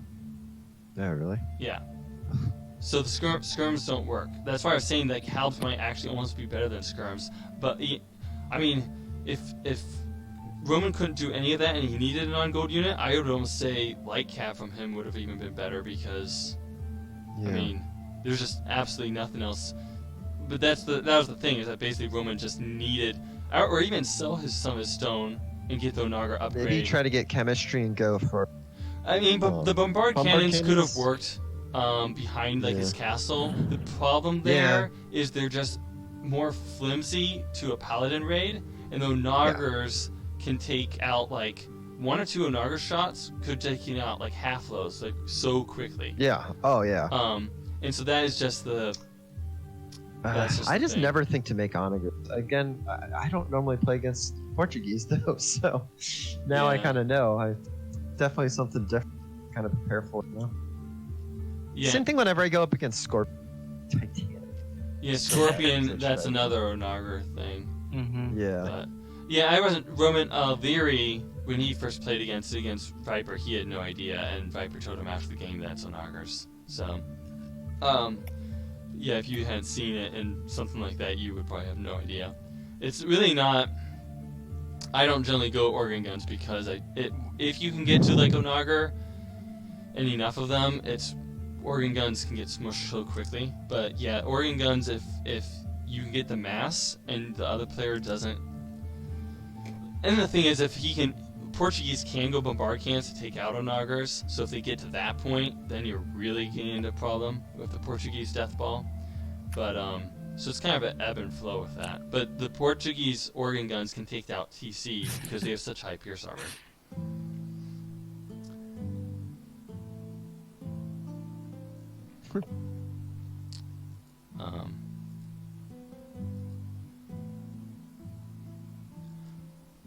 Yeah, so I don't actually think Paulino I don't think is he's that good. necessarily I think they're just better underrated. players. Than I am. think it was just. I think you guys had seen that game. I think you guys still have like a 50-50 shot beating them on RF, and a better shot on other maps. So. Yeah. Did you like our Civ picks for that map?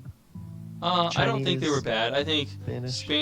Spanish you generally people like a lot on that map because it often goes late game. You need to get the trade up. Of course, you didn't use that, but the Full paladin. Chinese at least. I ran out of gold. I only had 2. That was the thing for me. I ran out of gold way too fast, and I needed to be aggressive with acquisition. Byzantine. So the thing with Byzantines. So Roman likes it as a civ, and it is a pretty. The thing is, on RF, it's probably it is good with that. I mean, it was okay pick. Generally, the problem with Byzantines is the best thing for them to often do in a team game on RF is to go like a semi-fast imp and Arbalest, and that's not Roman style at all. Yeah. But it is more defensive civ, which allows Roman to live longer. And so in that way, it's beneficial. And I don't know what else. I think Teutons could have been okay on it. I mean, I'm trying to think. See, the thing is, Spanish almost could have been better as a flank, because then here's what could have happened. Roman if he could have just boomed with 2 tons in the pocket, then he would have been more safe, and you might have reacted a little better. And you had these conks to kill, or the ability to do the conks. And then Roman could have done a Halbs and Siege type thing on one side. But that's kind of hindsight 2020. And I mean, the biggest thing is just that Roman is not as good getting pressured. But again, you usually want the stronger player to be in the pocket, so I don't know, that's kind of a... I think your Civ picks were fairly strong. They picked Portuguese in both the Gold and Bronze League, and I don't actually like Portuguese that much. I don't think that was a strong strat from, I think. But well, obviously, I mean, we didn't really build try a single to counter Pretoria. I just don't think... I don't think it's really that strong, because the problem with organ guns is... When you went into the castle, get attacked that were. That's what was annoying me. I had paladins and a ton of them, and I could not like. I just got like super fed up. I was like, okay, I'm just gonna send my paladins somewhere else. Melee pathing is just so wild. Like I'm just like clicking around, like none of my units are fighting. I think. I'm just like, okay. I don't. I guess we lose. And I don't really like the Lithuanians there either, because as I was talking with other people, the relic maps. There's 2 maps with, well, Journey South and Bloody Knoll both had a lot more relics, so I don't actually like they use the same 3 of the 4 civs that they used in the Gold League, and I don't like the Lithuanians there, and I don't like Portuguese. Are those units really that powerful, like Lithuanians, when you get the relics? Like, are they OP or are they just like? Well, it's +4 attack on your paladins if you get 4 relics, but the problem is there's only 5 relics on RF. So, and the problem with Lithuanians is, usually for RF, you have civs like Plumes and Conks, and those are going to kill off cavalry, so Lithuanians can't do that. And the problem is they went Portuguese and Chinese, which can't run around after Conks and Plumes, so you often don't have map control to get the full relics. So if you went Lithuanians and then did like a Spanish Mayan combo on the flanks, then maybe that could have worked if the Lithuanian got the relics, but he didn't do that. So and that's part of the problem for the Portuguese, because I just think it's not like a fast civ. They have no map control, and if the players know to go Onagers and can get to Onagers, they're going to struggle, I think. No, yeah. I mean, Portuguese are kind of a one-trick. He got it to work. Well, I was worried. So, because a little bit that they would try to do that player just going to Imp and then Victorian and then slinging I should call Palio. Portuguese a one-trick pony because they are also really good on water maps. But again, like they have very specific strategies, very linear. They don't really work in a lot of scenarios, obviously. But if you're gonna go for it, if you're gonna go for the organ gun rush, you might as well. I thought Palio was going to sick. just get slung, because that's what they did with the other in the Gold League game. They had their weakest player do Portuguese, Vitorias, and then sling. I don't think that's a good idea either, because it's so expensive to get to Imp just to sling. Like already. How did they do in the Gold League? They died because they were pushing a little bit on one side because their best player did the fast Imp Turks, but Cuisini was able to boom unabated with Khmer. And well, you know they have a player that's as strong. Well, we're gonna see maybe as strong. His name's Melodious. Okay, He's in Anvil League. he didn't play. Yeah, Cuisini and Melodious are playing this round. That's gonna be an interesting match. They let Cuisini boom unabated with Khmer, and all the elephants just took out everything. And their best player... See, I had a problem with their Gold League strategy, too. They had Portuguese slinging, so he was doing nothing. They had another player who was fast simping with Turks, which was the strongest player, but he was trying to do that by himself on one flank, which you can't fast imp and play Turks and keep your things safe against players, because we had, I think, Plumes and Conks and Chinese maybe, so that's too many units that can counter and gang up on you if you don't have someone helping you. And then they had higher level players are so just too. Cuisini's not And then the It's- Lithuanian player was just like booming, so he couldn't really produce troops. They just did too many things where they had too many civs that didn't produce troops, in my opinion. Yeah. Anyway. Fair enough. Good analysis.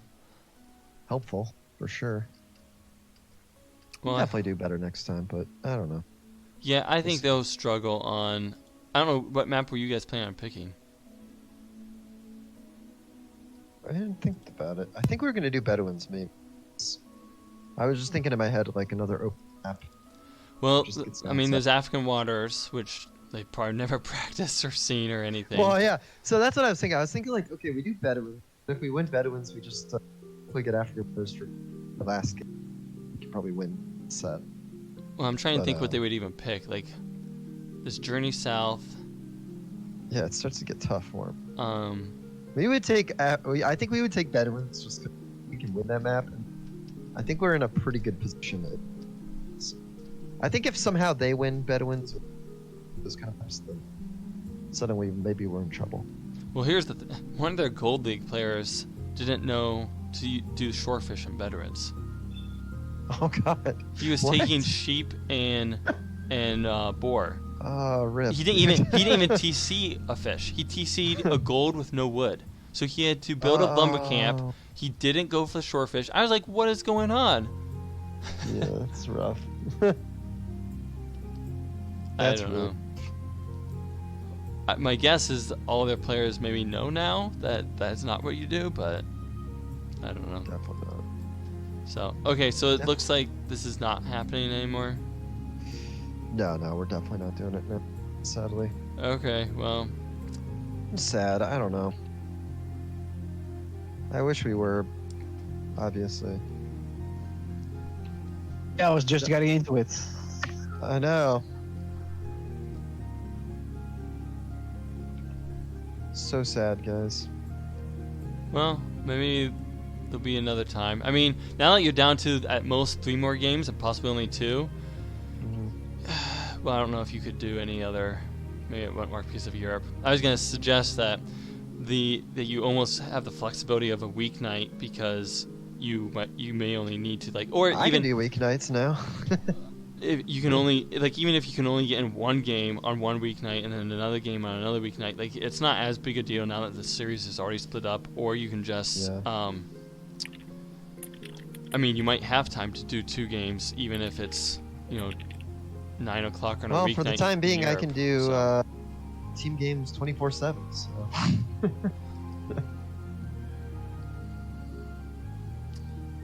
It's a perk of working with children, guys.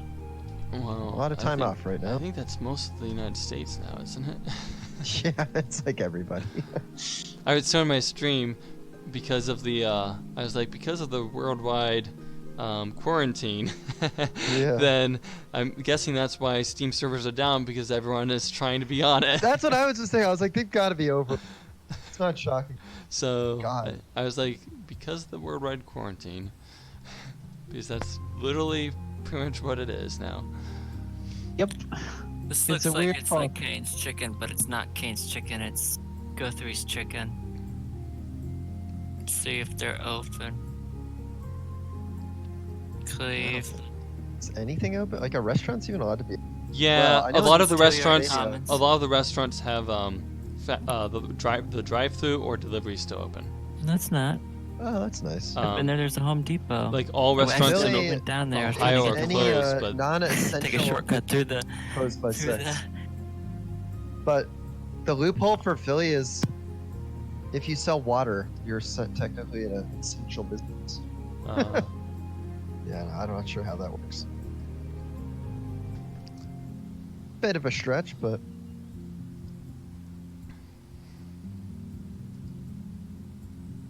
Yeah, it's these are weird times. I never expected this kind of yeah. What do you call it? I sometimes compare it to apocalypse. But Pandemic? obviously, it's the apocalypse, but it's pretty close. well, hopefully it gets better before it gets worse. Well, I mean, I think it'll get worse. I don't think I don't know. It's like one of those things where I'm starts to. surprised at how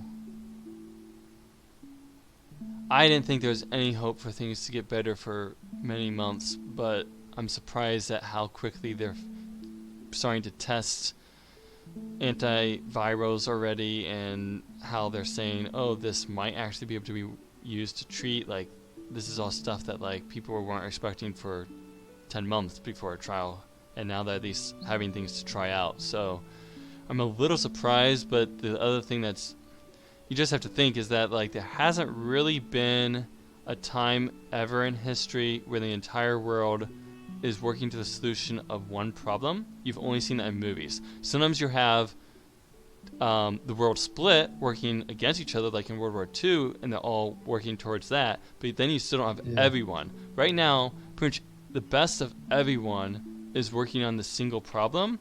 So you might technically get a much unique, faster actually. response to things than you would ever. So Opportunity to perhaps move past our differences. Maybe that's too optimistic or naive. I don't know. Lining. It will. Yeah, there will be many deaths, and I just hope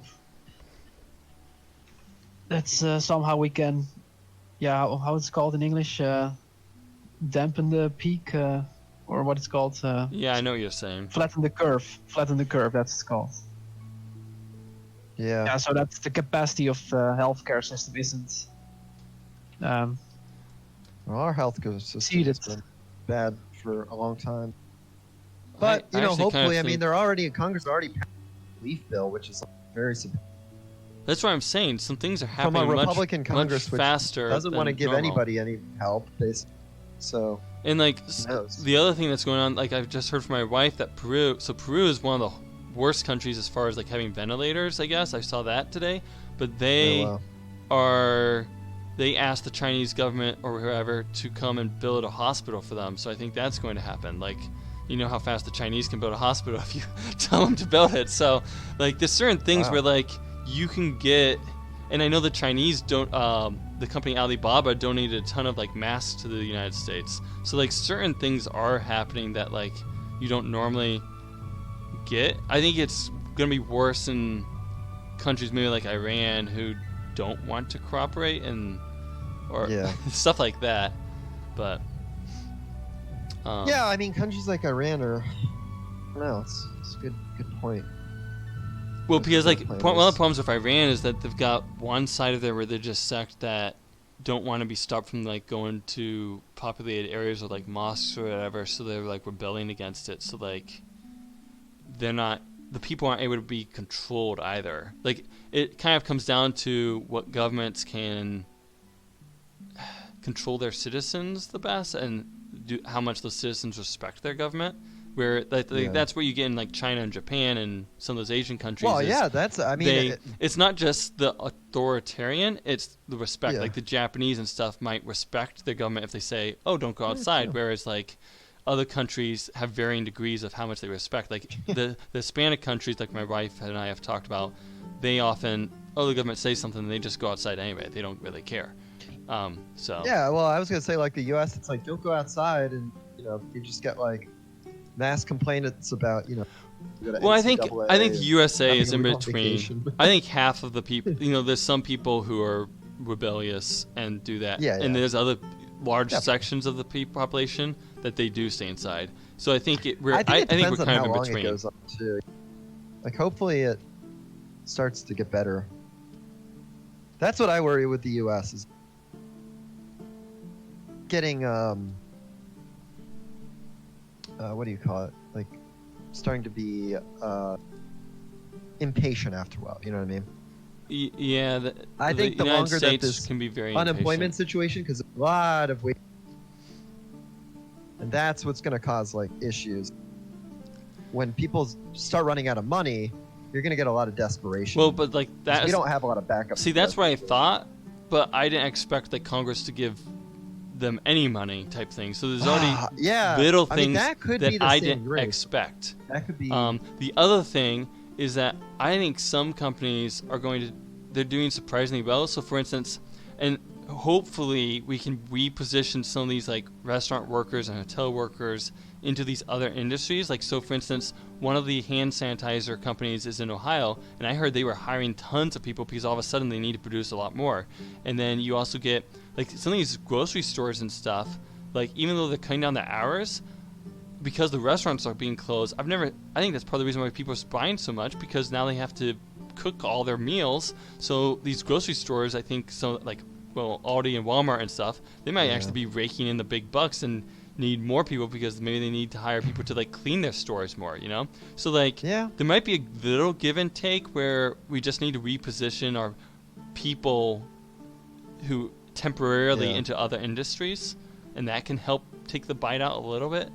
It's just you don't know if the industry is like, you know, if you lose your job in Philadelphia and the industry is in Cleveland, you can't just necessarily move for 3 months. That too, yeah. But yeah, you need traffic, and that's being put to a halt to a large extent, and that's what's hurting the economy. Yeah, it's a lot of the like. I think like a lot of the wage work in the U.S. It's like it's gonna be like really scary. Like, I'm worried about Philadelphia turning into like a shit show of just like angry mobs just like going around looting grocery stores because they have literally no. And once that happens, if there's not a relief bill that is actually like, it's one thing in, you know what I mean? It's one thing on paper. This is what happens. Politics of all sides in the U.S. is they're like really big kind of like ideas, right? You know what I mean? Like, oh, we're gonna do this, we're gonna do this, but like, here's a situation where like, if it doesn't happen quickly, like shit is gonna hit the fan, especially in big cities. You're gonna have mobs of people that have no work, that have no opportunities, that have no food, that have no medicine. Like, it's gonna be ugly, you know? And that could happen in a couple weeks. Like, it could happen in literally a couple weeks, like urban US. That's like, that's my biggest fear, right? Like, I mean, obviously, I hope that things get better. Like, obviously, I don't know. I'm not going to say I don't have any faith. You know what I mean? Like, I know how the U.S. Like, it doesn't matter if we're talking Republicans, Democrats, liberals, conservatives. At this point, it doesn't really matter. The patterns are just always like, come on. Like, you can look at any major piece of legislation and look at the amount of time it's actually taken for, you know what I mean? And those kind of like breakdowns just aren't right now. Yeah. We don't have 6 months for this to work. You know what I mean? People are going to need food in a week from now, and their paycheck stuff coming in. And they have to pay rent, you know? Yeah, the rent thing, I heard some people are saying that they want the rent to be like deferred or something. But then, like, it just goes down the chain. Then there's the people who, some of the landlords are pretty private, like, owners. They're not corporations or anything. So then those people don't have the money from their rent, so now they're the ones who have issues. Well, that's what I'm saying, yeah. So like, my landlord is, she's an old lady. You know what I mean? Like, yeah, mine, they don't own that much she's themselves. on like a strict, you know, retirement. So if you don't pay her, then she might actually have trouble herself. So, like, it kind of goes down the line.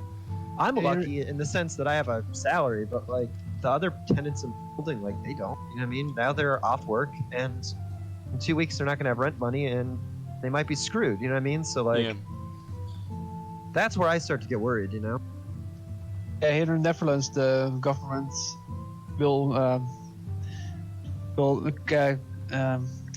pay some of that, some of those rents just.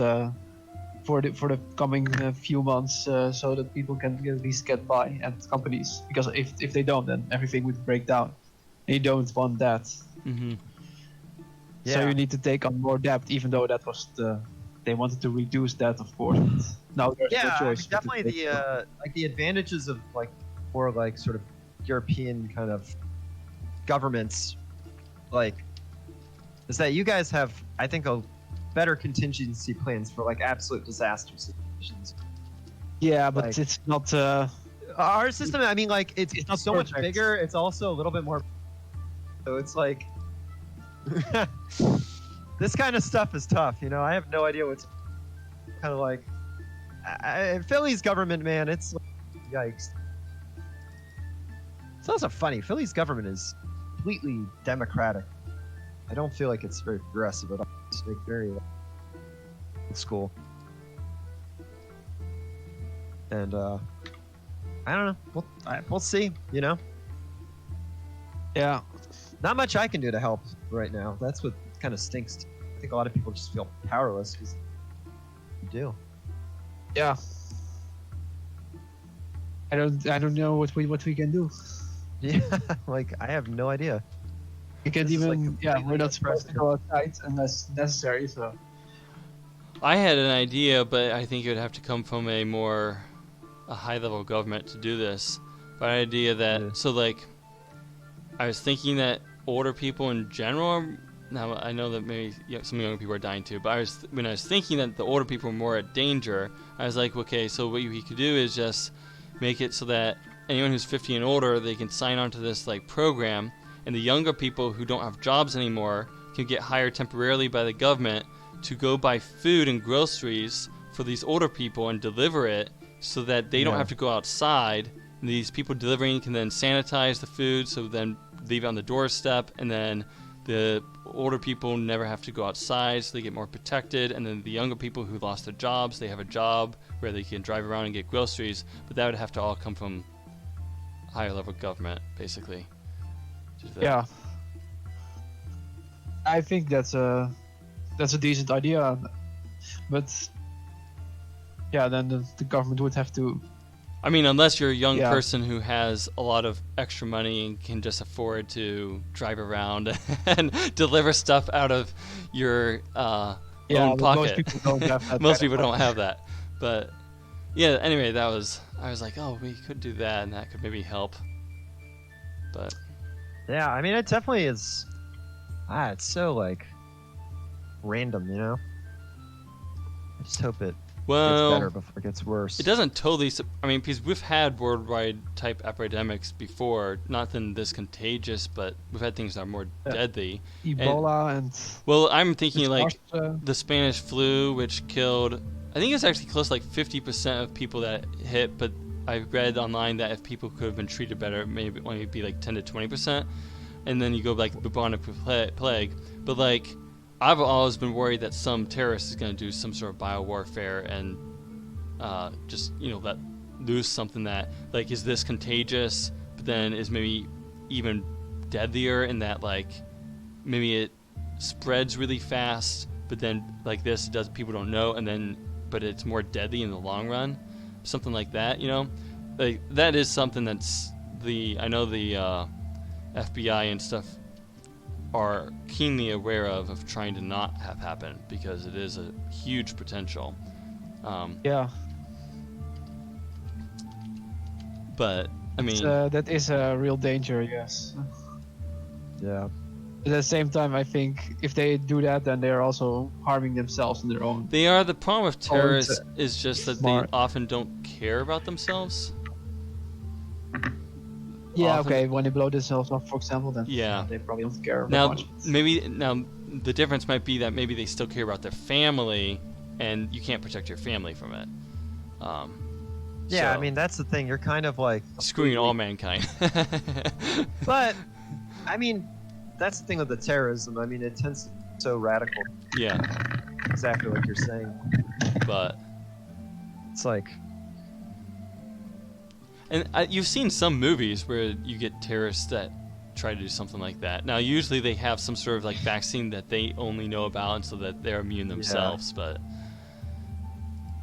well, that's going to be, I mean, that would be the ultimate plot, I guess, right now. Would be like to disrupt the flow of the vaccines, you know what I mean?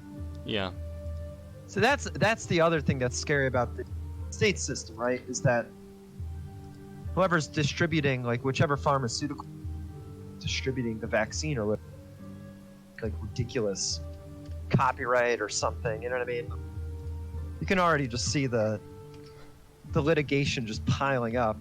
That's what always happens. There's like a high, well, I wouldn't be I mean- surprised if there ends up being more than one vaccine that gets the AIDS done, because vaccine got price gouged, for God's sake. so many people have are trying to develop something that I think more than one company or whatever is going to have the breakthrough. But it will take a lot of time. The vaccine could take a year, for example, I believe, and there are also it's also medicine that could reduce the symptoms temporarily, but I think that also can take months easily. Well, but who knows? I know that's what I was first saying, but there's been these reports that different things are already being tested, and so that's where I'm starting to be like, well, maybe something's going to happen sooner than I expected. Yeah, there is a spark of hope, but they also need to be tested thoroughly, and you need distribution, and you need to be in production. Oh, yeah, that's true. These need to be considered, and there is definitely, I do see there's a spark of hope, but I don't want to be too optimistic yet either. I just hope maybe this pushes science to some eureka, like we found something. Like they sometimes do during wars, they discover some huge thing that turns the tide. There's that kind of potential because we don't really have great protection against viruses in general, but they're doing a lot of research against viruses right now, so maybe something could happen. Yeah, I mean, I definitely think the medical community will come up with some good solutions eventually. That's just more... Like, that to me is almost inevitable. Like, that's just sort of... What do you call it? Like, that's the... Like, time is sort of the key factor there. You know what I mean? Mm-hmm. Whereas the things that also are working against us with time are, like I was saying, social disruption. If suddenly you have mobs of people on the street destroying buildings, breaking property and stuff, like you're not only going to have like the thing where people need to, you know, get their businesses back up and running, but like then you're going to have storefronts that are destroyed too. You're going to have insurance claims. You're going to have this whole backlog, which just causes like more and more and more disruption. Like we're going to fall deeper into this like weird hole.